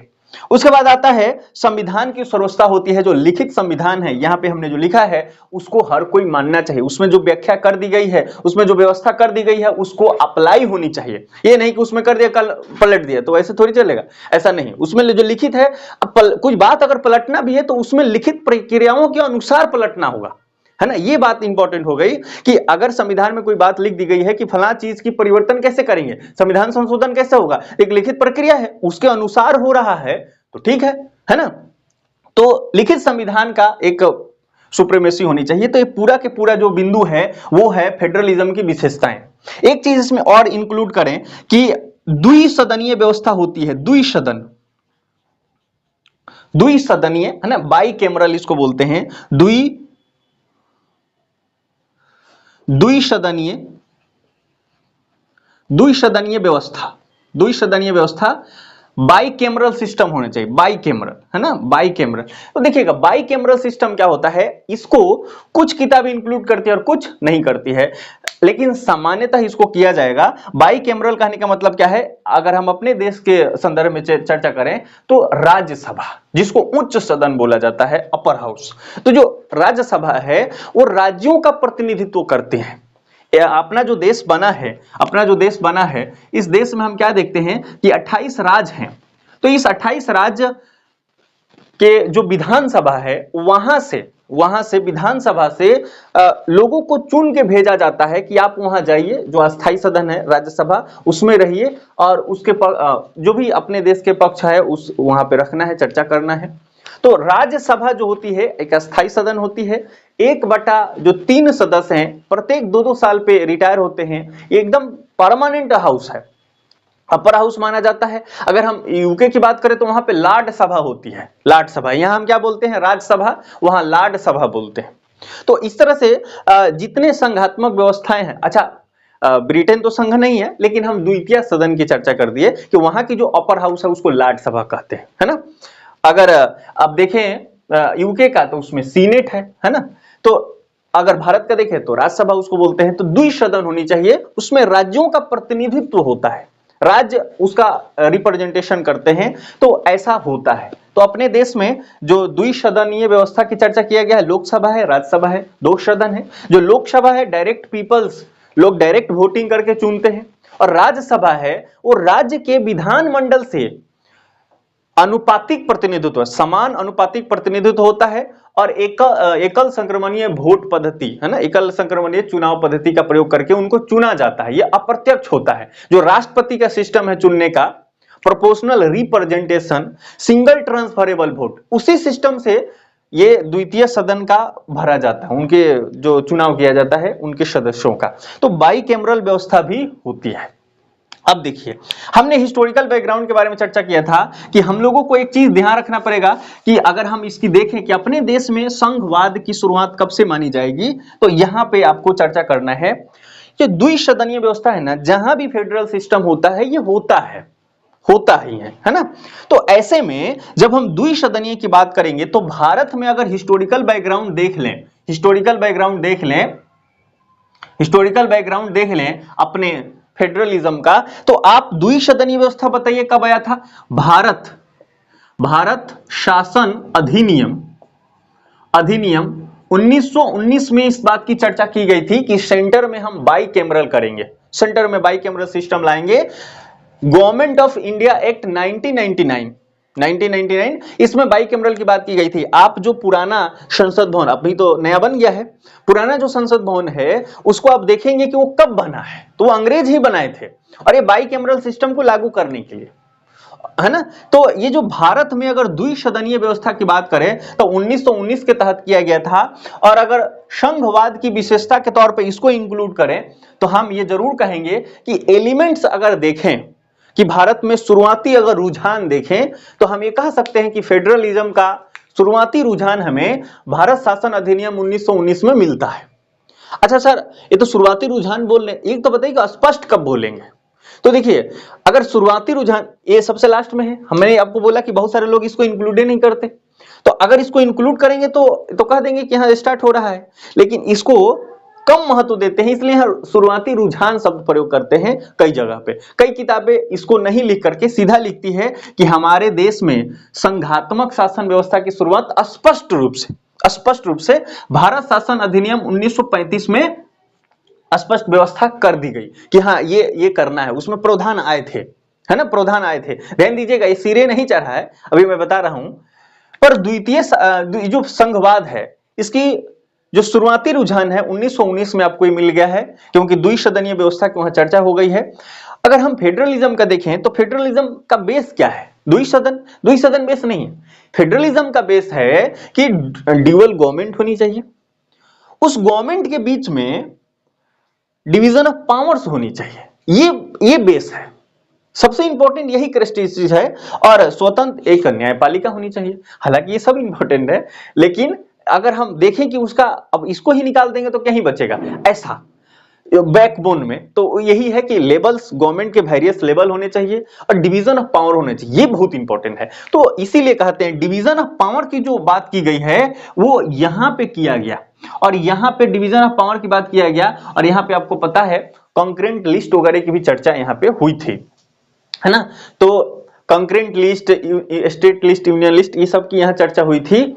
तो शक्तियों का विभाजन किया गया था, तो स्पष्ट हो गया था कि अपना देश में फेडरलिज्म आ गया है, और उसमें शब्द का प्रयोग भी किए गए थे कि हाँ इंडिया जो है वो फेडरल बनेगा, फेडरल शब्द का प्रयोग किए गए थे। और ये फेडरल बनेगा कैसे, तो वहां पे लिखा गया था कि जो ब्रिटिश प्रांत है, जो ब्रिटिश एरिया है, उस ब्रिटिश एरिया को मिलाएंगे, और प्रिंसली स्टेट्स जो है, प्रिंसली स्टेट देसी रियासतें, तो ब्रिटिश प्रांत और देसी रियासतों को मिला के हम बनाएंगे फेडरेशन ऑफ इंडिया। ऐसा फेडरेशन ऑफ इंडिया बनाएंगे, फेडरेशन ऑफ ऑल इंडिया नहीं है, ध्यान रखिएगा। ये भारत शासन अधिनियम 1935 में शब्द प्रयोग हुआ है, फेडरेशन ऑफ इंडिया, है ना, फेडरेशन ऑफ इंडिया बनाएंगे। और बनेगा कौन कौन को मिलाएंगे, तो ब्रिटिश प्रांत को मिलाएंगे और प्रिंसली स्टेट देसी रियासतों को मिलाएंगे। आपको मैं जानकारी बता दूं, देसी रियासतें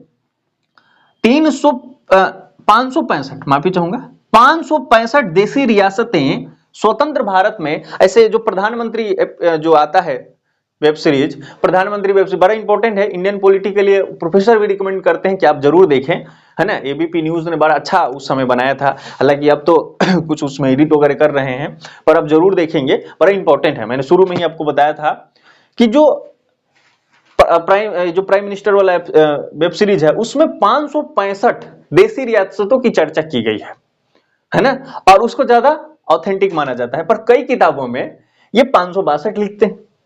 तो छोटे छोटे बहुत सारे प्रिंसली स्टेट्स थे, उन सबको मिला के और ब्रिटिश एरिया को मिला करके हम बनाएंगे फेडरेशन ऑफ इंडिया। ये बात स्पष्ट की गई थी गवर्नमेंट ऑफ इंडिया एक्ट 1935 में। सर क्या गवर्नमेंट ऑफ इंडिया 1990 में बात की गई थी फेडरेशन बनाने की? उसमें चर्चा नहीं थी, उसमें सिस्टम ऐसा लाया गया था और द्विसदनीय व्यवस्था किया गया था। और जब हम फीचर्स देखते हैं द्विसदनीय व्यवस्था यहां है, इसलिए कहते हैं शुरुआती रुझान यहां से आना शुरू हो गया था, है ना। लेकिन स्पष्ट जो व्यवस्था है वो 1935 के एक्ट में किया गया कि ऐसा करके हम बनाएंगे। लेकिन दिक्कत यहां क्या हुआ, ये सिरे चढ़ा नहीं, ये प्रिंसली स्टेट्स थे, वो कहे कि नहीं हम नहीं शामिल होंगे, है ना। अब देखिए अगर उसको मिला के फेडरेशन ऑफ इंडिया बना देंगे तो प्रिंसली स्टेट की जो शक्तियां हैं क्या वो अपनी इच्छा से यूज कर पाएगा? नहीं।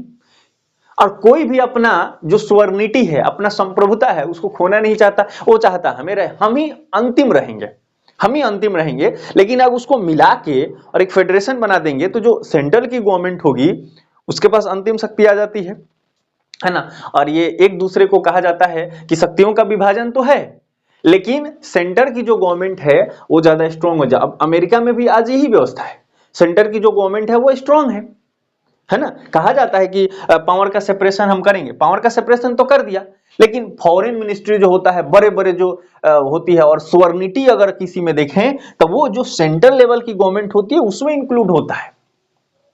तो जो छोटे प्रिंसली स्टेट हैं उनको लगा कि ऐसे हम शामिल होंगे तो हमारा संप्रभुता खत्म हो जाएगी, तो उन लोगों ने नहीं शामिल हुआ और ये सिरे नहीं चढ़ा। एक चीज और मैं आपको बता देता हूं, ये 1935 में जो गवर्नमेंट ऑफ इंडिया एक्ट आया था वो किसके सुझाव पे आया था? आप लोग को पता होगा तो आप तुरंत बता सकते हैं, है ना। बाकी मैं आपको तुरंत ही बता देता हूं, साइमन कमीशन ये बना था, आपको पता है। साइमन कमीशन आए थे देखने के लिए कि क्या क्या व्यवस्था करनी है, उनका बड़ा विरोध हुआ। लाला लाजपत राय तो Simon commission go back, Simon commission go back. Lahore में पुलिस ने बड़ा अत्याचार किया, है ना। वो जूते के बूट से उनकी देहांत हो गई वहां पे, तो एक दुखद घटना है। तो साइमन कमीशन को गो बैक की नारे हुई थी, उसमें इसीलिए हुआ था कि भारतीयों को नहीं शामिल किया गया था। तो ये सब चीजें बड़ा गलत था। अंग्रेज तो थे ही, है ना। गलत गलत शब्द जितना भी प्रयोग करो कम ही है, शोषण बहुत ज्यादा उन्होंने किया है। तो जो साइमन कमीशन आया था उसने रिकमेंडेशन किया था कि यहाँ पे हम फेडरल लाएंगे। तो अब देखिए जो 1935 में लिखित रूप से आया है और ये साइमन कमीशन है वो रिकमेंड किया कि हाँ ऐसा हम कर सकते हैं, ठीक है। बटलर कमीशन एक इसमें नाम आता है। तो साइमन कमीशन और बटलर कमीशन दोनों ने रिकमेंडेशन दिया है। तो 1935 में वो रिफ्लेक्ट होता है कि फेडरलिज्म दिखता है कि हाँ अब फेडरेशन ऑफ इंडिया बनाएंगे, ठीक है, फेडरेशन ऑफ इंडिया बनाएंगे। और भारत शासन अधिनियम 1919 में बाई कैमरल सिस्टम था, तो शुरुआती रुझान वहां से आप ले सकते हैं। तो अगर हम हिस्टोरिकल बैकग्राउंड देखें इन इंडिया फेडरलिज्म का, तो 1919 अब शुरुआती रुझान रखें, फिर साइमन कमीशन बटलर कमीशन का रिकमेंडेशन है, पर 1935 में इसका स्पष्ट हम देखेंगे कि लिखित रूप में आ गया है, भले वो बाद में सीधे नहीं चढ़ा। आगे देखिए और आगे हम देखें तो कैबिनेट मिशन प्लान आप जानते हैं, है ना। कैबिनेट मिशन प्लान, तो कैबिनेट मिशन जो था, कैबिनेट मिशन जो आया है, इस कैबिनेट मिशन से ही अपना कंस्टिट्यूएंट असेंबली बनी थी, संविधान सभा। और कैबिनेट मिशन ने कहा था ये फेडरेशन, इसमें शब्द प्रयोग नहीं हुए, यूनियन शब्द का उन्होंने प्रयोग किया, लेकिन बड़ा ढीला ढाला यूनियन था। ढीला ढाला कहने का मतलब बड़ा वीक था। वीक इसलिए था कि जो अवशिष्ट शक्तियां होती है, अवशिष्ट शक्तियां मतलब आज हमारे पास जो जो बातें हैं वो लिख दे रहे हैं, तो ये सेंटर को जाएगा, ये स्टेट को जाएगा, ये समवर्ती सूची में रहेगा। लेकिन कुछ ऐसा कि आज से 10 साल बाद, आज से 50 साल बाद कुछ नया बात आ जाए, तो वो बात किसके अधिकार में रहेगा, उस पर कौन कानून बनाएगा, है ना। किसके अधिकार क्षेत्र में रहेगा, तो वो सेंटर के अधिकार क्षेत्र में होना चाहिए। अभी वर्तमान तो यही सिनेरियो है। जैसे 1950 में जब संविधान लागू कर रही है, उससे पहले उन लोगों ने 1946 में बैठ के 9 दिसंबर को शुरू चर्चा किया है, और 26 नवंबर 1949 के पहले वो पूरा डिस्कशन कर रहे हैं। क्या उस समय एआई का कोई चर्चा था? नहीं था। क्या उसमें डिजिटलाइजेशन का कुछ चर्चा थी? क्या वो आईटी एक्ट बना सकते हैं? उस पर चर्चा ही नहीं है, क्योंकि मोबाइल फोन नहीं है भाई। मोबाइल फोन तो उसके बाद आया है। तो ये सारी व्यवस्था डिजिटल जो भी आप देख रहे हैं, ये सब क्रांति क्या सोशल मीडिया पे वो बनाएंगे? उनको पता ही नहीं है कि ऐसा भी कुछ होता है ना? तो आने वाला दिन में जैसे समय बीतता है तो नए नए बिंदु आ जाते हैं, उस पर कानून बनाने होते हैं, तो ये किसके पक्ष में जाएगा? तो वर्तमान समय ऐसा है कि हम सेंटर को दिए हुए हैं कि जो संघ की सरकार है, सेंट्रल लेवल की जो सरकार है, वो डिसाइड करेगी कि इस पर कैसा कानून बनेगा। तो इसको बोलते हैं अवशिष्ट शक्तियां, अवशिष्ट शक्तियां, है ना, बचा हुआ। तो कैबिनेट मिशन जो प्लान आया था उसने ये कहा था, कैबिनेट मिशन प्लान जो कहा था उसने कहा था कि जो अवशिष्ट शक्तियां हैं, अवशिष्ट जो शक्तियां हैं, ये अवशिष्ट शक्तियां राज्य के पक्ष में उसने दिया था, राज्यों को दिया था, राज्यों को। अवशिष्ट शक्तियों पे कानून बनाने का अधिकार किसको था? राज्यों को दिया हुआ था। अवशिष्ट शक्तियां राज्यों के पक्ष में था। अब राज्यों के पक्ष में अवशिष्ट शक्तियां हैं तो क्या होगा भाई? ढीला ढाला हो जाएगा ना। नहीं हो पाएगा, क्योंकि अब सोचो यूपी सरकार के पास पावर है कि हम, मेरे पास एक्स्ट्रा पावर रहेगा, उसके बाद त्रावणकोर ले लेते हैं उस जमाने की, अपने अलग अलग प्रकार के सुना है, तो ये प्रिंसली स्टेट भी थे, है ना? तो बहुत सारा एरिया है, प्रिंसली स्टेट्स हैं, हैदराबाद वो तो शामिल ही नहीं हो रहा था, पुलिस कार्रवाई करनी पड़ी, सेना भेजनी पड़ी पटेल साहब को, तो शामिल हुआ है। अब ऐसे केस में इसको मिला जैसे जैसे जैसे करके इसको मिलाया जा रहा है, कुछ को जबरदस्ती मिलाया जा रहा है ना, तो कैसे नहीं मिलोगे? अब पुलिस कार्रवाई जबरदस्ती है ना, है कि भाई तुमको छोड़ेंगे नहीं, भारत में रहना पड़ेगा तुमको, तो जबरदस्ती मिला रहे हैं और उनको ज्यादा पावर दे देंगे, तो आपको नहीं लगता कि ये खत्म हो जाएगा 2-4-5 साल में? वो अपना जैसे मौका पाएंगे स्वतंत्र होने की घोषणा कर देंगे। तो ऐसा नहीं कर सकते। तो व्यवहारिक रूप में यही देखा गया, कैबिनेट मिशन प्लान में जो व्यवस्थाएं की गई थी, संविधान सभा ने उसको धीरे धीरे धीरे धीरे बदल दिया अपने विचार से, है ना, परिस्थितियां देख करके कि हमें क्या करना चाहिए, सही क्या रहेगा। अब जो लोग कहते हैं ना कि कॉपी पेस्ट था, भारतीय संविधान सभा ने जो संविधान बनाया कॉपी पेस्ट है, वो मूर्ख है। देख रहे हो, पूरा नेचर ही बदल जा रहा है। और ब्रिटिश ने जो सुझाव दिया था वो भी नहीं है, ये भारतीय विद्वानों का, भारतीय नेताओं की उस समय की बुद्धिमत्ता, उनकी सोच, उनकी समझ, उस पर डिपेंड करता है कि उन्होंने क्या बनाया है। और इसके लिए ग्रेनुअल ऑस्टिन ने सबसे अच्छा दिया है कि समायोजन और सर्वसहमति के आधार पर संविधान सभा चलती थी। ये बहुत अच्छा व्यवस्था है, कॉपी पेस्ट कुछ नहीं किया गया है। वहां से अगर कुछ व्यवस्थाएं थी तो उसको पढ़ा, अपने परिस्थितियों के अनुसार उसको ढाला, फिर लिखा, फिर व्यवस्था किया है। ऐसा कॉपी पेस्ट नहीं है। बताओ, न्याय की अवधारणा है, वो तो प्लेटो से चले आ रहा है ना? उससे पहले देखे तो सुकरात भी चर्चा करता था न्याय की। अब न्याय की चर्चा उस समय से चल रही है, और आज भारतीय संविधान में न्याय की कोई चर्चा करना है तो भाई मौलिक क्या करना है? न्याय है तो न्याय की चर्चा, स्वतंत्रता की चर्चा, ऐसे अच्छी अच्छी व्यवस्थाएं हैं, वो तो बहुत दिनों से चल रही है। तो हम कहेंगे नहीं, हम तो प्लेटो से लिए। ये कौन बात हुआ भाई? मतलब मेरे कहने का मतलब यह है कि अलग अलग जो वैल्यूज हैं वो दुनिया में पहले से व्याप्त हैं। बी आर अम्बेडकर ने इस बात को कहा था कि कुछ मौलिक बनाने की बहुत ज्यादा जरूरत है नहीं, जितने सारा है उसको अगर हम इंक्लूड कर लें अपने भारतीय परिस्थिति के अनुसार तो इसी में अपना कल्याण हो जाएगा, बढ़िया हो जाएगा। तो अब संविधान सभा या कोई भी किसी भी देश की अगर संविधान सभा बैठ के संविधान बना रही है तो क्या अलग अलग बातें, मौलिक बातें करेगी? नहीं, हम न्याय पे चर्चा नहीं करेंगे, स्वतंत्रता पे देंगे हम चर्चा, हम कुछ नया लाएंगे। क्या लाओगे भाई? वो बहुत मुश्किल से कई शताब्दियां बीतता है तो कुछ नया शब्द आते हैं। और संविधान देश चलाना है, कोनो रिसर्च थोड़ी कर रहे हैं कि एकदम मौलिक चीजें खोजेंगे। तो जो व्यवस्थाएं हैं, जो दुनिया चल रहा है जिस हिसाब से, तो उसमें से जो जो अच्छी व्यवस्थाएं हैं हम उसको अपने परिस्थितियों के अनुसार सिलेक्ट कर लें, ढाल लें, तो ये सबसे अच्छी बात है। तो कॉपी पेस्ट कतई नहीं है, आप इसमें एकदम नहीं जाएंगे। हम लोग चर्चा कर रहे थे कैबिनेट मिशन प्लान में अवशिष्ट शक्तियां राज्यों को दी गई थी। अब ऐसे केस में हम अपना देश का निर्माण करते तो देश चल नहीं पाता, है ना? अभी तो सेंटर मजबूत है ना? और राइटिस्ट जो भावना है बड़ा आगे हो गया है। अगर सब कुछ ठीक रहा तो बहुत दिन तक चलेंगे, है ना? हम तो उम्मीद करते हैं कि निश्चित ही बहुत अच्छा रहे सब कुछ, लेकिन कुछ पक्ष को छोड़ के जाते हैं, फिर बीच में दरार होने लगता है, तो वो दरार बढ़ते जाता है, फिर गड़बड़ है ना? ऐसा नहीं होना चाहिए। चलिए, तो कैबिनेट मिशन प्लान ने अवशिष्ट शक्तियां जो राज्यों को सौंप दी गई थी, संविधान सभा ने परिस्थितियों के अनुसार उसको ऐसा मॉडिफाई किया कि केंद्र को ज्यादा शक्तियां दे दिया है। केंद्र को ज्यादा शक्तियां दे दिया है, अवशिष्ट शक्तियां तो हमारा केंद्र के पास ही है, ये भी बात हमको ध्यान रखना चाहिए। तो ये कैबिनेट मिशन प्लान में भी इसकी चर्चा थी, लेकिन यहाँ पे यूनियन शब्द का प्रयोग किया गया है, ये भी हमें ध्यान रखना है। और जब ये बनने के बाद जब अपना देश संविधान बन गया है, संविधान बन गया, इस संविधान में जो आर्टिकल 1 है उसमें लिखा गया India that is Bharat shall be a union of states. तो यूनियन ऑफ स्टेट्स कहा गया, यूनियन ऑफ स्टेट्स। सर ये फेडरेशन क्यों नहीं लिख रहे हैं? तो देखिए फेडरेशन तो भारत शासन अधिनियम 1935 में था, फेडरेशन वहां था, यूनियन यहां सब प्रयोग हो गए हैं और यहां यूनियन ऑफ स्टेट्स कह रहे हैं। तो यूनियन ऑफ स्टेट्स और फेडरेशन क्या अंतर है क्या?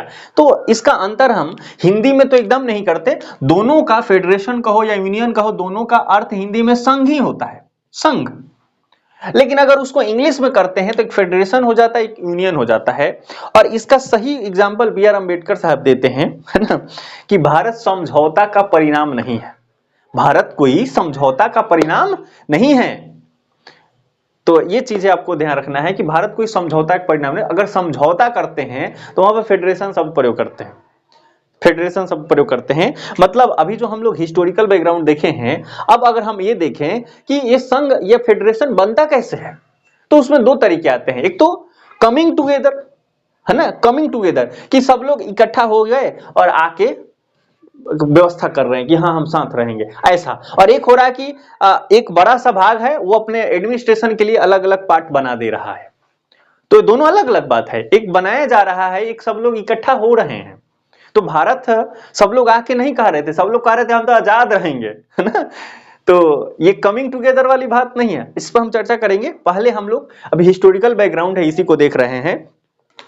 अभी हमने जो भारत के संदर्भ में हिस्टोरिकल बैकग्राउंड देख लिया है, लेकिन अगर पूरे संदर्भ अगर देखें कि फेडरलिज्म का हिस्टोरिकल बैकग्राउंड क्या है, इसकी शुरुआत कहां से मानी जाती है, तो आधुनिक रूप में अगर हम इसको देखें तो फेडरेशन जो आया है, फेडरेशन जो आया है ये फ्यूडस शब्द है जिसका अर्थ होता है अलायंस, है ना, समझौता, ऐसा।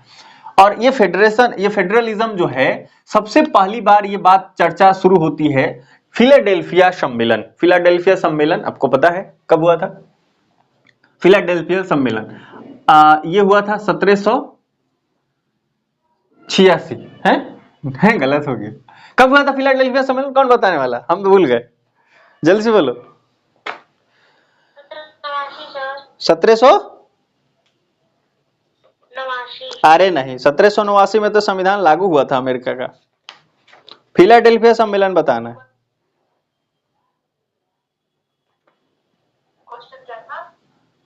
फिलाडेल्फिया सम्मेलन कब हुआ था? फिलाडेल्फिया सम्मेलन 1700, देखिए 1700 यह है 87, है ना, 87, चलो 1787 में फिलाडेल्फिया सम्मेलन हुआ था। फिलाडेल्फिया सम्मेलन जैसे हम भारतीय संविधान का कहते हैं कंस्टिट्यूएंट असेंबली बनी थी, तो वहां पे फिलाडेल्फिया सम्मेलन में ये निर्धारित किया गया कि ये संविधान बनाना है ना, और बनाया गया। आगे देखिए इसको लागू कब किया गया, और 1789 में यूएस का संविधान लागू किया गया है, लागू किया गया 1789 में यूएस का संविधान लागू किया गया है। लेकिन फिलाडेल्फिया सम्मेलन में संविधान बनाएंगे, फेडरेशन बनाएंगे, इसकी चर्चा हुई, है ना। तो अगर हम देख लें कि फेडरलिज्म का शुरुआती अगर आधुनिक रूप में देखें तो फिलाडेल्फिया सम्मेलन से इसका संबंध है फेडरलिज्म का। उसके बाद 1789 में एक संविधान लागू हो गया है, 1789 में संविधान लागू हो गया है अमेरिका का, और उसमें हम फेडरलिज्म बहुत बढ़िया से देखते हैं और आइडियल उसी को माना जाता है। अगर भारतीय संदर्भ में चर्चा करें कि सर भारत का, हमने एक देखो एक टॉपिक हमने पढ़ा था कि कौन सा व्यवस्था किस देश से लिए हैं, सोर्सेस क्या है, तो रूल ऑफ लॉ की बात किया गया था। उसमें जैसे हम चर्चा किए थे फंडामेंटल राइट्स, तो कहां से आया है? अमेरिका के संविधान से लिया गया है ना। डीपीएसपी की बात किया था हमने, और उसके बाद हमने ड्यूटीज की बात किया था, तो रसिया के संविधान से लिया गया है। इसी तरह से अगर देखें कि भारत में संघ है, संघात्मक व्यवस्था है, तो ये संघात्मक व्यवस्था किस संविधान के ज्यादा करीब है, किस संविधान, किस देश के संविधान के जैसा बनाया गया है, सोर्स क्या है अपना? तो सोर्स ये है कनाडा का संविधान। आपको एकदम याद रखना है, 1 मार्क्स में ये एमसीक्यू में पूछा जाएगा, कि भारतीय संविधान में जो संघात्मक व्यवस्था की बात की गई है ये किस देश से लिया गया है, तो इसका आंसर है कनाडा। कनाडा में ऐसा क्या है सर? कनाडा में ऐसा ये है कि कनाडा में जो अवशिष्ट शक्तियां हैं वो कनाडा की जो सेंट्रल गवर्नमेंट है वो उसके पक्ष में है। दूसरी बात, जो कनाडा की जो व्यवस्था है उसमें जो सेंटर लेवल की जो गवर्नमेंट होती है उसके पास ज्यादा पावर है कंपेयर टू सबऑर्डिनेट लेवल्स या वेरियस लेवल, ऐसा कह लें। जो नीचे के जो लेवल हैं राज्य जो शब्द हम प्रयोग कर रहे हैं भारतीय संदर्भ में, तो जो राज्य की जो सरकारें होती हैं उनके पास कम शक्ति होता है, लेकिन जो संघ की सरकार होता है उसके पास ज्यादा पावर है। तो भारत में क्या है? भारत में ही है, वहां से ये इंस्पायर हो गया। भारत में जो केंद्र की जो सरकार है उसके पास बहुत सारे पावर है, लेकिन राज्य की जो सरकार है उसके पास बहुत ज्यादा पावर नहीं है। शक्तियों का विभाजन तो किया गया है, फेडरेशन तो ऐसा दिखता है, लेकिन इसका आत्मा जो है, आत्मा अंदर अगर देखें कि इसका क्या है तो एकात्मक यूनिटरी दिखता है। और आपको मैं बता दूं भारतीय संविधान में अगर हम संघात्मक व्यवस्था की चर्चा करेंगे तो इतनी सा बात मिलेगा कि हाँ ये संघात्मक व्यवस्था हो गया सर, इतनी पॉइंट्स तो आपको मिल जाएगा। लेकिन जब यूनिटरी सिस्टम आप पढ़ने चले जाएं कि भाई यूनिटरी लक्षण क्या है, यूनिटरी कैरेक्टरिस्टिक क्या है, एकात्मक है। भारत को अगर हम ऐसा कह दें कि भारत में एकात्मक शासन व्यवस्था है, इसके क्या लक्षण है आपको पता है संविधान में? तो भतीरों है, बहुत सारे लक्षण आपको मिल जाएगा जो कि ये स्पष्ट करता है कि ये तो यूनिटरी सिस्टम है ना। कैसे सर? कैसे सर? देखो ये जो सबसे पहले तो हम बाइकैमरल पे ही चर्चा कर लेते हैं, ये लास्ट में बार बार आता है। तो जो बाइकैमरल सिस्टम होता है अमेरिका में क्या है कि अलग अलग राज्य हैं, 50 राज्य हैं, 51वां वो कनाडा को बोला कि आ जाओ, अभी ट्रम्प साहब बोल रहे हैं, तो 50 राज्य हैं, 50 राज्य को दो दो प्रतिनिधि अपना भेजना होता है वहां के, या अगर भारतीय संदर्भ में देखें राज्यसभा में, है ना, सीनेट में, तो 2 भेजना होता है। लेकिन भारत में क्या है? भारत में ऐसा नहीं है। भारत में जनसंख्या के आधार पर कर दिया गया है, और यूपी जो भेजता है वो 31 भेजता है सबसे ज्यादा। राज्यसभा में सबसे ज्यादा प्रतिनिधि किसके हैं? यूपी के। और अगर सबसे कम देखें तो बहुत सारे हैं, अरुणाचल प्रदेश हैं, एक ही है, मिजोरम है, तो ऐसे ऐसे एक एक है। गोवा देखो तो 1 आदमी जाता है वहां से, लेकिन यूपी का बहुत सारे जा रहा है। तो यूपी के बहुत सारे जा रहे हैं और वोटिंग हो रहा है, first pass the post system जैसा संसद भवन में चर्चा होती है। कोई अगर बिल आया है तो सब लोग वोट करते हैं, जिसके पक्ष में ज्यादा हो गया वो उसका कानून बन जाएगा। तो ऐसा अगर 31 लोग गए हैं, गोवा से 1 आदमी गया, अरुणाचल प्रदेश से 1 आदमी आया है, तो अरुणाचल प्रदेश की जो व्यवस्था है वो चाहे कि अपने पक्ष में कौन बनवाते, तो बीजेपी वाला यूपी वाला गिरा ही देगा, कहना यूपी के पक्ष में क्योंकि ज्यादा है ना, ये हो जाती है। तो आपको कहां दिख रहा है?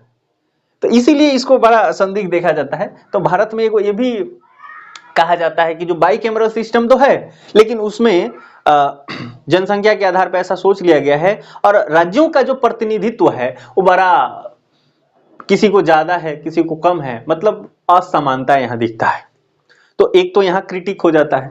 अगर और देखें, संविधान संशोधन करना है, ये जो सुप्रीमेसी आप दिखता है, लिखित और कठोर संविधान होना चाहिए, क्या संविधान में संशोधन का इनिशिएटिव स्टेट्स कर सकता है? बिहार की सरकार कहे कि हम संविधान में फला बात अच्छा नहीं लग रहा, हमारे पक्ष में नहीं है, हम इसको बदलना चाहते हैं, क्या बदल सकती है? नहीं बदल सकती। इनिशिएट कौन करेगा? पार्लियामेंट के कोई सदन ही शुरू करेगा, है ना, राज्यसभा या लोकसभा। संशोधन तो वहीं से स्टार्ट हो रही है, तो कहां? सेंट्रल लेवल के है ना पार्लियामेंट, तो पार्लियामेंट ही शुरू कर रही है, उसी को अधिकार है। तो देखो चला गया कि नहीं, एक पावर तो उसके पास चला गया कि शुरुआत ही वही कर रहा है। आइए, जो संघ की लिस्ट है उस पे कानून तो बना दिया, राज्य की लिस्ट है उस पे कानून बना दिया, और कॉन्करेंट लिस्ट जो है समवर्ती सूची, उस पे अगर दोनों कानून बना दिए तो संघ वाला प्रभावी होगा। ये क्या है? संघ को तो ज्यादा शक्ति है, तो यूनिटरी हो गया कि नहीं? तो ऐसे इस बात है। और ये भांति भांति के बहुत सारा, जब हम कंपैरेटिव स्टडी करते हैं तो इसी पे बहुत सारे थिंकर आ गए जिन्होंने अलग अलग समय में अलग अलग बातें कही है भारतीय संघीय व्यवस्था को लेकर के, है ना। कोई एमिकेबल बोलता है, जिसकी चर्चा हमने पहले ही शुरू में किया था, एमिकेबल बोलता है, कोई कोऑपरेटिव फेडरेशन बोलता है ना, तो कोई असिमेट्रिक फेडरेशन कहता है। तो अलग अलग इस पे बातें आती हैं, उसकी हम चर्चा करेंगे। पर हम पहले ये देखेंगे कि भारतीय संविधान में एकात्मक लक्षण क्या क्या है। भारतीय संविधान में सर एकात्मक क्या क्या लक्षण है, इसकी पहले चर्चा हम करेंगे। तो अभी तक अगर किसी को कोई दिक्कत नहीं है तो हम वो शुरू करेंगे। बताइए, अगर कोई क्वेश्चन हो तो बताइए, कि कहाँ माने फेडरलिज्म भारत में आया है तो कब माने, 1919 माने कि 1935 माने। तो लिखित रूप में अगर हम देखें तो यहाँ पे आया है कि पावर को सेपरेट किया गया है, फेडरेशन शब्द का प्रयोग किया गया है और शुरुआती रुझान यहाँ पे हम देख सकते हैं। तो ऐसा इंट्रोड्यूस्ड एलिमेंट ऐसा कुछ दिखे तो हम उसको ऐसा बोल सकते हैं। इसके लिए हमने एक लाइन लिखा है, तो आप ये लाइन को सुनिएगा। Elements of federal system introduced in modern India by the government of Act 1999 है ना, 1919 है ना, 1919। इसमें हमने क्या लिखा है, elements of federal system. Elements कुछ ऐसा, कुछ थोड़ा सा introduce into modern India. Modern India में एलिमेंट्स अगर आपको देखना हो, लक्षण थोड़ा सा देखना हो तो हमें बाइकैमरल के रूप में यह दिखता है 1919 में। लेकिन इतना ही हमने एलिमेंट शब्द का प्रयोग किया है। लेकिन अगर स्पष्ट रूप से कह दिया जाए तो आपका आंसर क्या आ जाएगा, 1935। उसमें कंप्लीट व्यवस्था की गई थी। हमारे क्लास में एक चर्चा हुआ था, बड़ा इंपॉर्टेंट क्वेश्चन, अगर हमें मिल जाए फटाक दे तो मैं आपको बता दूं, पर मुझे नहीं लगता कि मिलेगा, हमें खुद से ही बोलना पड़ेगा, पर एक बार तो प्रयास जरूर करना चाहिए, शायद मिल जाए, है ना। हमारे सर ने एक क्वेश्चन दिया था, देखिएगा मैं आपको सुनाता हूं। क्या भारत शासन अधिनियम 1935 संघीय व्यवस्था की स्थापना कर दिया था? टिप्पणी कीजिए, 150 शब्द। फिर से सुनिए, क्या भारत शासन अधिनियम 1935 संघीय व्यवस्था की स्थापना कर दिया था? तो इसका आंसर क्या होगा, कौन बताने वाला है? आपको यस और नो ही कहना है कि कर दिया था या नहीं कर दिया था, तो क्या कहेंगे? टिप्पणी करना है, इसे लिखना है। 150 शब्दों में हम लोग लिखे थे, मैं आपको पढ़ के भी सुना सकता हूं, मैं चेक भी कराया हूं, सही है ये।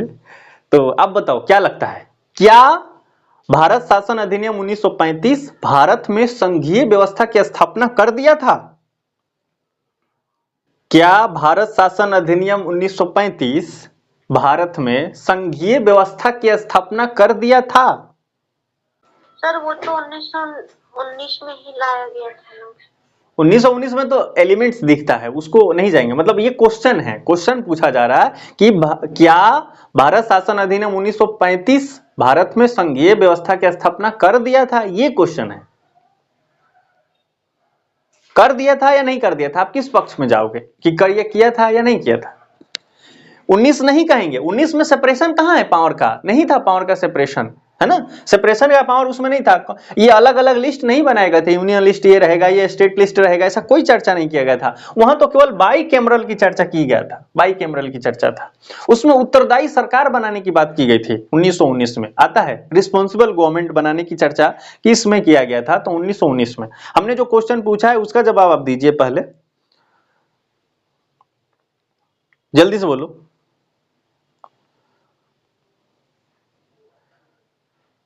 अरे कुछ तो बोलो, इतना क्या ही सोचना है ऐसा तो है नहीं कि 1 करोड़ डिडक्ट हो जाएगा, ऐसा कुछ नहीं होने वाला है। आप इसका उत्तर दे दीजिए, सोच के बताइए आपको क्या लगता है।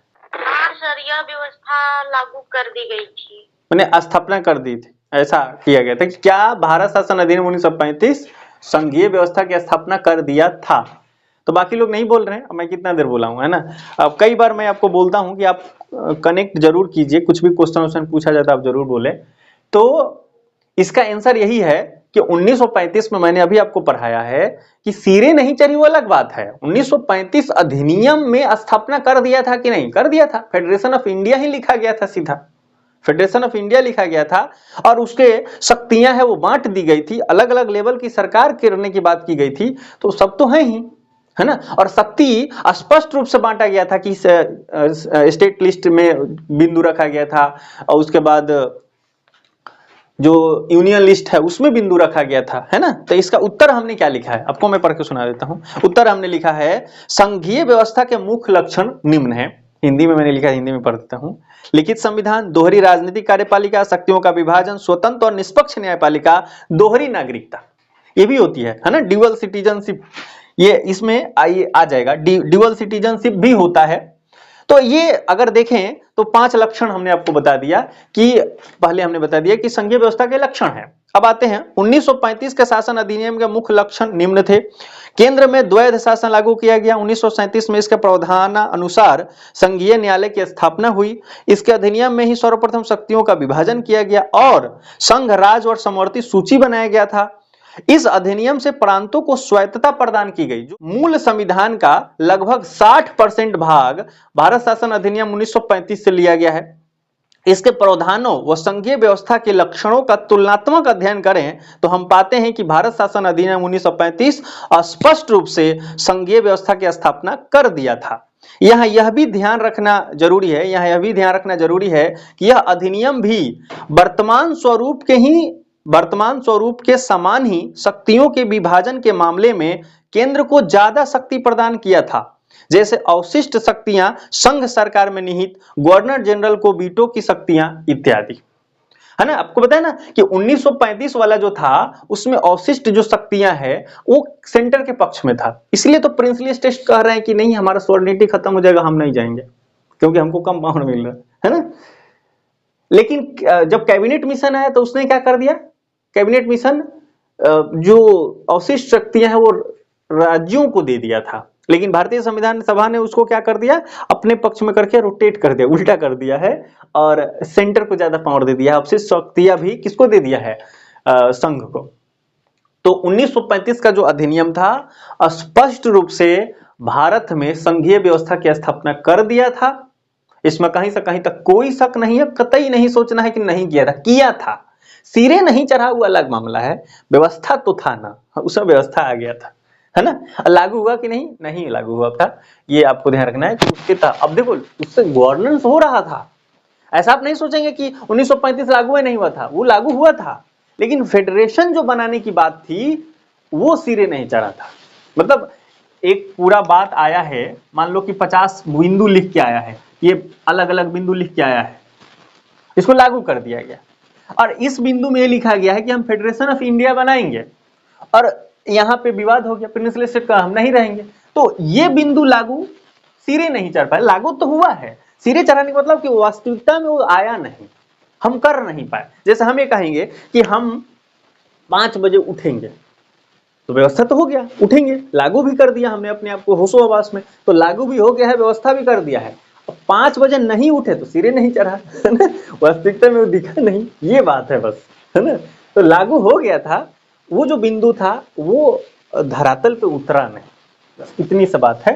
होपफुली आप ये समझ गए होंगे। अब हम चर्चा करेंगे फटाफट यूनिटरी जो एलिमेंट है, यूनिटरी जो लक्षण है, एकात्मक शासन व्यवस्था की जो लक्षण हमें दिखती है भारतीय शासन व्यवस्था में, भारतीय संविधान में, वो क्या क्या है। तो कुछ मोटे तौर पे हम पहले चर्चा कर लेते हैं कि एकात्मक लक्षण क्या क्या है। तो आपको पता है जो गवर्नर होता है वो राष्ट्रपति उसको अपॉइंट करता है और जब तक राष्ट्रपति चाहता है उसको रखता है। तो कहा जाता है ये जो गवर्नर साहब आते हैं वो तो एजेंट है, सेंटर का एजेंट है, और ये सेंटर वाले जाते कहाँ हैं, गवर्नर बनता कहाँ है, स्टेट का एक ऊपर वाला होता है एग्जीक्यूटिव का, स्टेट एग्जीक्यूटिव का सबसे शीर्ष पे होता है, टॉप पे होता है ना। और क्या है, तो एक तो गवर्नर हो गया, और क्या है, आईएएस ऑफिसर वगैरह आप सुनते हैं जो यूनियन ये पूरे देश भर की जो लेवल है, all India services, IAS IPS, ये जो ऑल इंडिया सर्विसेज होता है आर्टिकल 312 में, आर्टिकल 312 के तहत कौन बना, ये ऑल इंडिया सर्विसेज बन गई और आईएएस बन गया। परीक्षा कौन लिया है, सब संघ सरकार लेता है, राष्ट्रपति उसका बढ़िया से, है ना, और फिर उसको अलग अलग जिला में अपॉइंट कर दिया जाता है, अलग अलग राज्य में भेज दिया जाता है। ये सब किसके काम करते हैं, संघ का काम करते हैं। तो ये यूनिटरी नहीं है, यूनिटरी है। जो ऑल इंडिया सर्विसेज की व्यवस्था की गई है वो भी यूनिटरी लक्षण है, एकात्मक गुण प्रदर्शित करता है।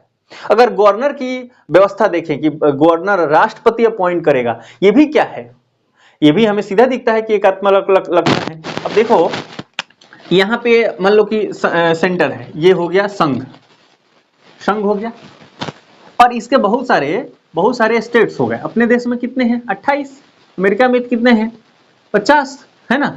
अपने में 28 स्टेट्स हो गए और 8 केंद्र शासित प्रदेश, यूटी। अब देखिए आप यहाँ पे यहाँ का सबसे जो ऊपर वाला मुखिया होगा, अपने देश का मुखिया कौन होता है, फर्स्ट सिटीजन किसको माना जाता है, राष्ट्रपति को। तो राष्ट्रपति के जैसा ही तो होता है स्टेट में गवर्नर, और ये गवर्नर जो आ रहा है वो बाय अपॉइंटमेंट ऑफ राष्ट्रपति आ रहा है, अपॉइंटमेंट बाय राष्ट्रपति है भाई। और ये पूरा नीचे के सारे व्यवस्थाएं देख रहा है ना। मुख्यमंत्री के अध्यक्षता में एक मंत्री परिषद होगा जो गवर्नर को सलाह देगा। थ्योरेटिकली देखो क्या हो रहा है, गवर्नर को सलाह देगा, गवर्नर अंतिम निर्णय ले रहा है? और ये जो गवर्नर है वो राष्ट्रपति के प्रसाद पर्यंत है, प्लेजर से है। राष्ट्रपति को जब अच्छा तुम हमारे बात ना मानो तो हटो जाओ, हम अपना पिट्ठू बैठाएंगे, यही तो होता है। तो अब देख रहे हो क्या हो रहा है, यूनिटरी लक्षण नहीं दिख रहा है, ये यूनिटरी लक्षण है। अच्छा और देखिए, एक गवर्नर साहब जो हैं वो ऐसा करते हैं कि अगर मुख्यमंत्री उनका बात नहीं मान रहा है तो कहेंगे का कि हम 356 लगा दे रहे हैं, मतलब राष्ट्रपति को भेजेंगे और कहेंगे यहाँ पे जो संविधान के अनुसार शासन चल ही नहीं रहा है, आप लगा दीजिए राष्ट्रपति शासन। तो इस राज्य में चुनी हुई सरकार, जो लोगों ने होशो हवास में निर्णय लेके वोटिंग करके सरकार बनाया है, चुनी हुई सरकार, विधानसभा उसका चल रहा है और राष्ट्रपति ने 356 लगाया, चुनी हुई सरकार बर्खास्त हो जाएगी, अस्तित्व ही खत्म है। देख रहे हो क्या हो रहा है। तो ये यूनिटरी लक्षण नहीं तो क्या है कि राज्य की जो सरकार है उनके पास कितना अथॉरिटी, भाई उनको आप मार ही दे रहे हो कि चलो तुम्हारी सरकार ही गिरा देंगे। ये कितना लक्षण है, ये आपको लग रहा है संघात्मक? संघात्मक किसको बोलते हैं? सेपरेशन ऑफ पावर तो जो होता है, तो अभी हम सेपरेशन पावर नहीं यूज करेंगे, डिवीजन ऑफ पावर हम यूज कर रहे हैं। तो डिवीजन ऑफ पावर यूज किया तो ये होना चाहिए कि हम फलां क्षेत्र में अपने आप को अस्तित्व है मेरा, हम स्वायत्त हैं, इंडिपेंडेंट हैं, इस मामला में हम अधिकार ले सकते हैं, निर्णय ले सकते हैं। हाँ ठीक है, निर्णय ले लो। तो ये तो दिया है कुछ मामले में, लेकिन क्या हो रहा है कि हम निर्णय जो लेने वाली सरकार है, समय प्रस्ताव के अनुसार उसको ही खत्म कर देना, खलास। क्या मतलब है? तो ये यूनिटरी लक्षण है। तो इसको आपको ध्यान रखना है कि यूनिटरी लक्षण हमें सीधा सीधा देखता है। ये जो अवशिष्ट शक्तियां हैं किसके पक्ष में है? केंद्र सरकार के पक्ष में है, संघ सरकार के पक्ष में है। तो ये क्या है, अवशिष्ट शक्तियां किसके पक्ष में है? किसके पक्ष में है? किसके पक्ष में है? भारत सरकार के पक्ष में है। तो वो भी आपको दिख रहा है कि यूनिटरी लक्षण है। अच्छा यूएस में चर्चा कर लेते हैं। अमेरिका में जो अवशिष्ट शक्तियां हैं उसके किसके पास है? तो वहां राज्यों के पास है। ये बात को ध्यान रखना है कि राज्यों के पास अवशिष्ट शक्तियां हैं। हम लोग के पास समय बहुत कम है, मैं चाहूंगा कि आप फटाफट लिख लें, नोट कर लें कि हमारे देश में जो यूनिटरी लक्षण है वो क्या क्या है। मैं लिखूंगा नहीं और लिख के मैं चर्चा करूंगा तो काफी समय लग जाएगा, और इस पे ज्यादा दिक्कत बात नहीं है, आप समझते हैं। अलग अलग बातों में हम लोग उसको क्लियर कर चुके हैं। आपको दिक्कत होगा तो हम कोई चर्चा कर लेंगे, पर फटाफट, है ना। अच्छा संघात्मक व्यवस्था लिखा था ना मैं, तो वहां पे ड्यूअल सिटीजन भी आप लिख लीजिएगा, है ना। अब बीच में हमने आपको बोला था कि ड्यूअल सिटीजनशिप, दोहरी नागरिकता की बात होती है। अमेरिका में क्या है कि जो राज्य हैं, ये जो अगर इनको अमेरिका ही मान लें और ये यूएस गवर्नमेंट यहाँ हो गई, यहाँ कैलिफोर्निया ले लेते हैं, अलग अलग प्रकार के यहाँ राज्य हैं। तो राज्य में एक व्यक्ति का नागरिकता उसका होता है, कैलिफोर्निया का वो सिटीजन है, और फिर यूएस का भी सिटीजन होता है, तो उसके बाद 2 नागरिकता होता है। लेकिन भारत में ऐसा नहीं है, यूपी हो, बिहार हो, कहीं हो, आपको सीधा भारत सरकार की तरफ से नागरिकता मिलेगी, है ना। तो ये भी एक लक्षण माना जाता है संघीय व्यवस्था का, ड्यूअल सिटीजनशिप, ये विशेषता है उसका, ड्यूअल। तो आप लिख वहां नोट कर लीजिएगा, मैं माफी चाहूंगा छूट गया है मुझे से। हमने लिखा था जो फीचर्स ऑफ फेडरलिज्म, तो नीचे आप बाई कैमरल के बाद ड्यूअल सिटीजनशिप लिख लीजिएगा, ठीक। ड्यूअल सिटीजनशिप लिखने से क्या हो रहा है, अब देखो जो यूएस का जो सेंट्रल है वो अपने है कि हाँ भाई ये हमारे नागरिक हैं, और यहाँ पे क्या हो रहा है कि हाँ हम भी इसको दिए नागरिकता, ये हमारा नागरिक है ना। ये दूसरे में जाएगा तो अब देखो, अब भारत का नागरिकता है, पाकिस्तान में चले तो पकड़ के अंदर कर देते हैं, है ना। हालांकि यहाँ उतना दिक्कत नहीं है, पर फिर भी वो है तो कुछ तो प्रभाव पड़ेगा ही, है कि भाई तुम नहीं हो यहाँ के नागरिक, यूएस का है, हाँ ठीक है चलो थोड़ा सा तुम्हें स्वतंत्रता मिलेगी, ऐसा हो सकता है। तो जो फेडरलिज्म होता है उसमें ड्यूअल सिटीजनशिप होता है, ये भी इंपॉर्टेंट पॉइंट है। हम एकात्मक लक्षण लिख रहे हैं कि भारत में एकात्मक लक्षण है, unitary feature of the Indian union. Unitary लक्षण क्या क्या है, तो आप इसको जरूर नोट कीजिए, फटाफट हम लिखना चाह रहे हैं क्योंकि इस समय हम लोग का अनुमति नहीं दे रहा है ज्यादा चर्चा करने की। Unitary features of the Indian union.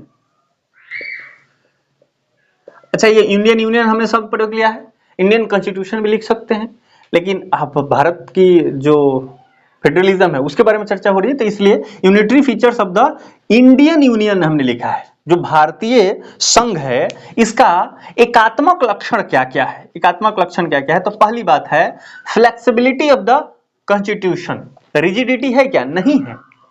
अरे यूएस में अभी तक 37 हुआ है, माफी चाहूंगा 27 हुआ है, 27 ओनली, और भारत में इतना हो गया संशोधन है। तो इसलिए तो पहली बात हमने क्या लिख लिया है? द फ्लेक्सिबिलिटी, है ना, लचीलापन, flexibility of the constitution, flexibility of the constitution, संविधान में लचीलापन या लचीला संविधान, ऐसा एक विशेषता हमने लिख लिया। उसके बाद हम लिखेंगे more power votes with the centre, यानी ज्यादा पावर किसको मिला हुआ है? सेंटर को मिला है। मोर पावर्स, मोर पावर, उसके बाद विथ द सेंटर, सेंटर को ज्यादा शक्तियां मिली है। और अलग अलग बातें में हम आपको पता है कि हाँ मिली है। Unequal representation of the state in Rajya Sabha, हमने यूपी की बात किया था कि वहां पे क्या है, वहां पे 31 वर्तमान व्यवस्था है कि 31 है उसमें, और गोवा वगैरह से एक ही है। तो unequal representation, unequal representation of the state in Rajya Sabha, मैं आरएस लिख देता हूं, राज्यसभा। आगे देखिए और क्या क्या है। लोकसभा इज मोर पावरफुल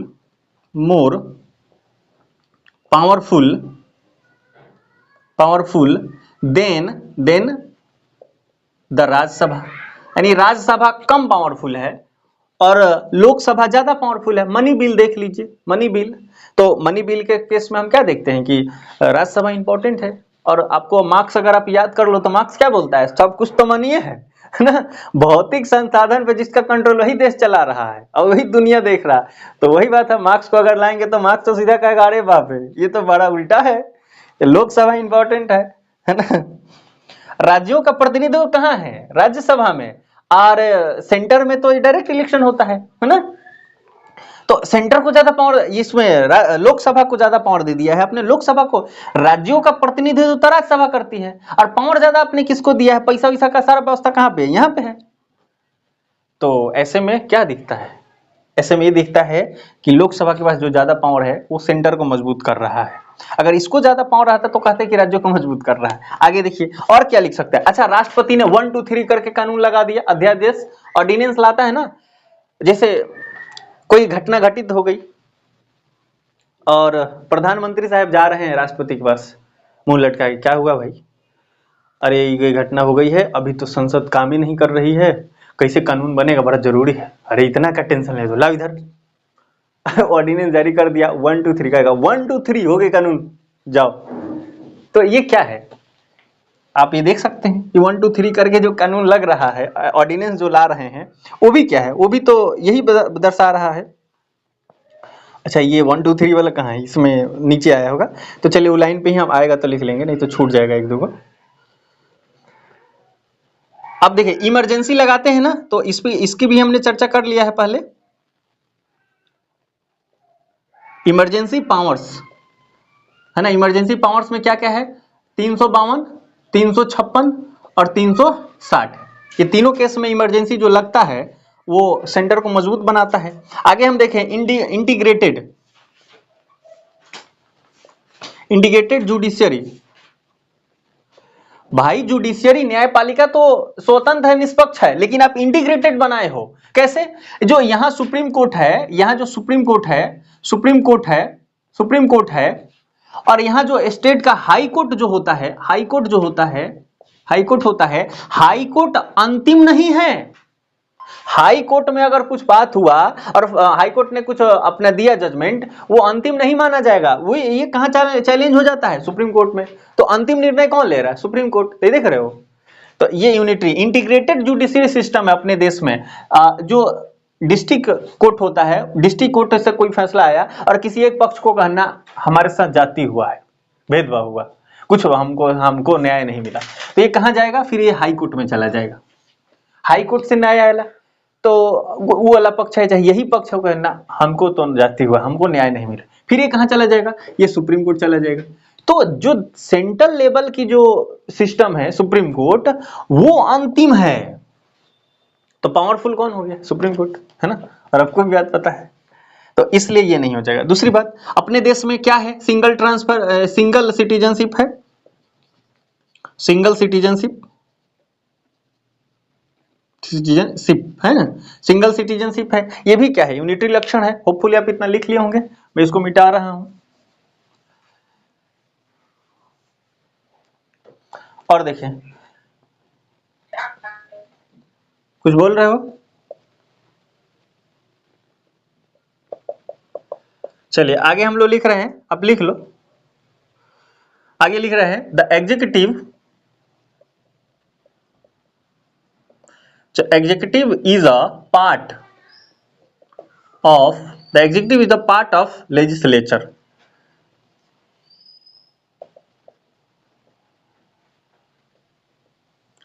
ये भी यहां इंक्लूड करते हैं। आगे हम लिख रहे हैं, गवर्नर्स अपॉइंटेड बाय प्रेसिडेंट, है ना, बाय प्रेसिडेंट। आगे और हम लोग क्या लिख लेंगे इसमें, new state formation, new states formation. जब हम आर्टिकल 1 पढ़ रहे थे, 1 2 3 4, ये जो 4 वो आर्टिकल है, आप इसको अगर स्टडी करेंगे तो 1 2 3 4 जो आर्टिकल्स आप देख रहे हैं उसमें क्या है, ये लिखा गया है कि राज्यों का नाम बदलना है, केंद्र सरकार कर सकती है, मतलब पार्लियामेंट कर सकती है। उसके बाद कह दिया कि राज्यों का अगर कोई सीमा बदलना है तो पार्लियामेंट कर सकती है। अब सोचो, राज्य की आकार ही बदल दिया जा रहा है, भाई तुम्हारा नाम ही बदल दे रहा है पार्लियामेंट, तो कैसा फेडरेशन हो। तो यूनिटरी लक्षण है ये। अच्छा, ऐसा नहीं कि हम कह रहे हैं कि फेडरेशन नहीं है, अरे एकदम फेडरेशन है, इसमें कोई दिक्कत नहीं है। हम तो एपल्वी साहब के पक्ष में जाएंगे, वो तो कहते हैं एक्सट्रीम फेडरेशन है, एक्सट्रीम फेडरेशन। एक थिंकर है एपल्वी, तो उसने ऐसा बोला है, तो उसकी और चर्चा कर लेंगे हम लोग कभी। आगे देखिए, स्टेट फॉर्मेशन हो गया। आगे हम और कर रहे थे, all India service, all India services, ये 312 के तहत जो बनाते हैं वो भी क्या है, यूनिटरी लक्षण दिखाता है। 11 नंबर का लक्षण हम लिख रहे हैं। अच्छा, ये ऑल इंडिया सर्विस जो बनाते हैं, IAS होता है, IPS होता है, ये सब होता है, ठीक है।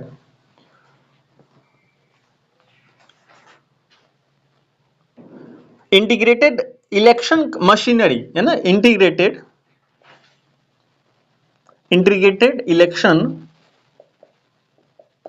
इलेक्शन मशीनरी, ये क्या है, जैसे लोकसभा का चुनाव करना है तो चुनाव आयोग ही देखता है, और राज्यसभा का चुनाव करना है तो वो भी कौन देखता है, चुनाव आयोग ही देखता है। एकदम मतलब सेंट्रल लेवल की जो पार्लियामेंट का कुछ भी होगा वहां चुनाव हो रहा है तो वही देख रहा है, और स्टेट का जो कैबिनेट है, स्टेट का जो लेजिस्लेचर है ना, उस सब का जो चुनाव हो रहा है तो वही देख रहा है। विधानमंडल और संसद, केंद्रीय विधानमंडल और राज्य विधानमंडल, अगर वहां कोई भी चुनाव वगैरह हो रहा है तो कौन देख रहा है, इलेक्शन कमीशन ऑफ इंडिया, वही तो बोलते हैं। और स्टेट इलेक्शन कमीशन किसको देखता है, पंचायती राज को। तो पंचायती राज का यहाँ मुद्दा नहीं है, यहाँ जो यूनिट्स बनाए गए हैं उस पर ध्यान देना है। तो उस पर अगर हम ध्यान केंद्रित करें तो उसका इलेक्शन कौन करता है, एक ही सिस्टम है ना, इंटीग्रेटेड है। आगे हम देख लेते हैं, आ गया है 12 नंबर का, आ गया है इसमें veto over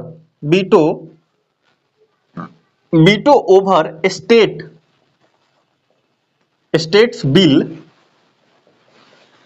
bills bye article 200। ध्यान दीजिएगा, वीटो पावर होती है राष्ट्रपति के पास कि वो स्टेट बिल पे लगा सकता है। गवर्नर अभी हमने नहीं पढ़ा है आपको, आप ध्यान दीजिएगा, इसमें क्या है कि आर्टिकल 200 है ना, उसमें गवर्नर को अधिकार देता है कि आप उसको वीटो कर दो कि हाँ ये नहीं, कानून नहीं लगेगा, उसके बाद आप उसको सुरक्षित रख लो, है ना, या उसको आप राष्ट्रपति के पास भेज दो कि आप बताइए क्या लगता है ये कानून बनवा दें, तो राष्ट्रपति कहा नहीं, ये नहीं बनेगा, हमारे पक्ष में। जो भी है, राष्ट्रपति की यहाँ पे अंतिम निर्णय चला जाता है, तो ये सारे वीटो को भेज सकता है ना। तो ये जो वीटो ओवर स्टेट बिल्स जो है वो जो आर्टिकल 200 है वो भी हमको यूनिटरी बनाता है, क्योंकि गवर्नर अंतिम निर्णय किसको सौंप दे रहा है? राष्ट्रपति को। अच्छा, गवर्नर जब चाहेगा कि नहीं हम ही दे रहे हैं तो वो कर सकता है, लेकिन गवर्नर लिखा गया है कि गवर्नर अपने ऐसा चाहे, ऐसा सोचे, उसको ऐसा लगे तो राष्ट्रपति को भेज सकता है। तो राष्ट्रपति को भेज सकता है, गवर्नर है किसका? राष्ट्रपति का, तो भेज ही देगा, है ना, अगर उसको ज्यादा थोड़ा सा अगर दिक्कत लगेगा तो।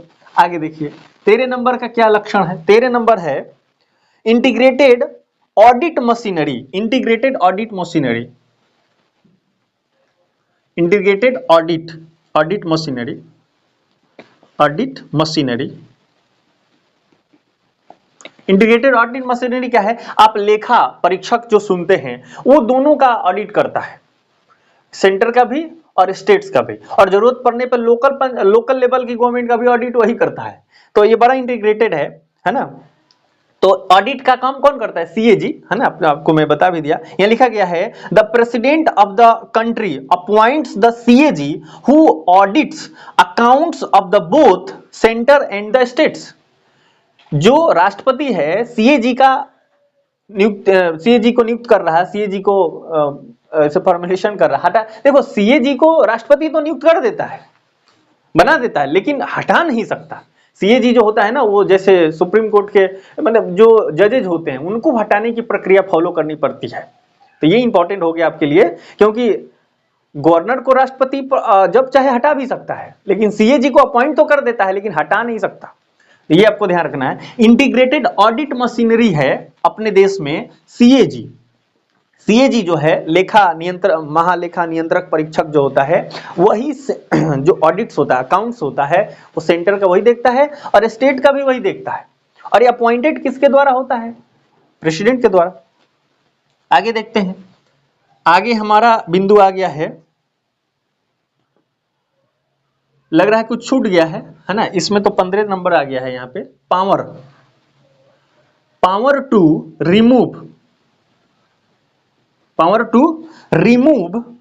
रिमूव की ऑफिशियल्स।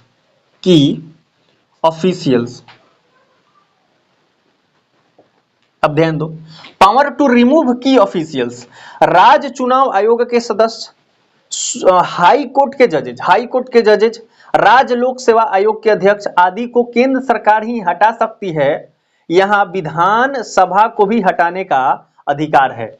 मतलब आप देखो, अगर सुप्रीम कोर्ट जो है वो तो इंपॉर्टेंट है ही, हाई कोर्ट के देखो, हाई कोर्ट के जो जजेज आते हैं उसको हटाना है तो उधर से निर्णय ले रहा है। जो स्टेट है की ऑफिशियल्स, तो गवर्नर को भी वही हटा दे रहा है। उसके बाद अगर हम देखें तो सीएजी को ही अगर मान लो हटाना है तो पार्लियामेंट में उसके लिए वो पूरा व्यवस्था चलेगी, तो सेंट्रल लेवल का वो सिस्टम है। तो इस प्रकार के अगर चुनाव आयोग है उसको हटाना है तो वही हटा दे रहे हैं। उसके बाद आप बीपीएससी का नाम सुनते हैं, बिहार के लिए है, तो वो बहुत सारा जो काम करते हैं, तो ऐसे अध्यक्ष को कौन हटा देता है? सीधे राष्ट्रपति हटा सकता है। तो जो राज्य लोक सेवा आयोग होता है उसको राष्ट्रपति हटा सकता है, तो यानी सेंटर हटा सकता है। तो हम इसको क्या कहेंगे? पावर टू रिमूव की ऑफिशियल्स। जो अपने राज्य के इंपॉर्टेंट पद होता है, गवर्नर होता है, हाई कोर्ट के जजेज हैं, उसके बाद हम बात कर लें कि राज्य लोक सेवा आयोग के अध्यक्ष हैं, उसके मेंबर्स हैं, ये सबको तो हटा दे रहा है सेंटर ही। तो की ऑफिशियल जो इंपॉर्टेंट पद है उसको तो वही हटा दे रहा है। तो यूनिटी तो लक्षण है। तो अब देखो, हमने आपको बोला ना कि बहुत सारे लक्षण हैं, तो अब 15 लक्षण आप देख सकते हैं। अगर मैंने नंबर कहीं गलत नहीं किया हो तो पूरे नंबर नहीं तो 14 तो पक्का ही है।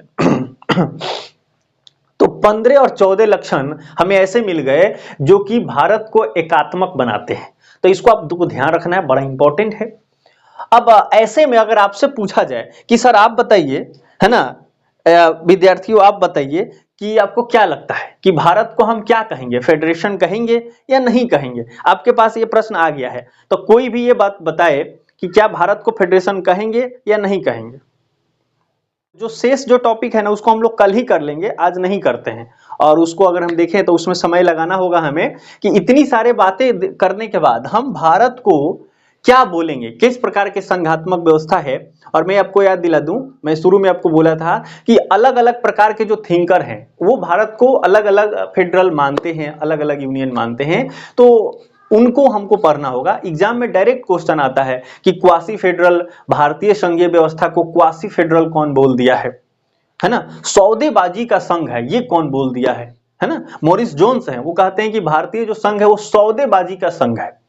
तो कोई सौदेबाजी का संघ बोल रहा है, कोई असिमेट्रिक बता रहा है कि फेडरेशन है, कोई बोल रहा है कि कोऑपरेटिव फेडरेशन है। तो अलग अलग प्रकार के फेडरेशन कहे गए हैं लोगों के द्वारा, क्वासी फेडरल कहा गया है।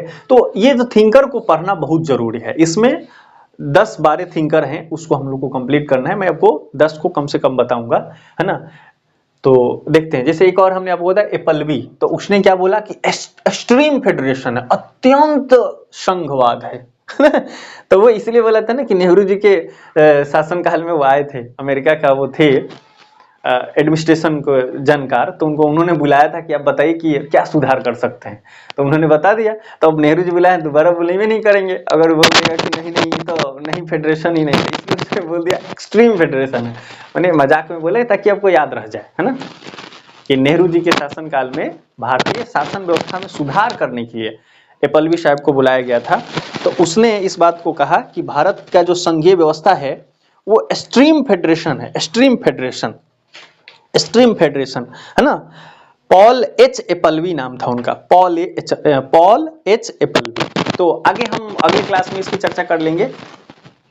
मिलते हैं अगले क्लास में। आप अगला वीडियो जरूर देखिएगा। जय हिंद, जय भारत।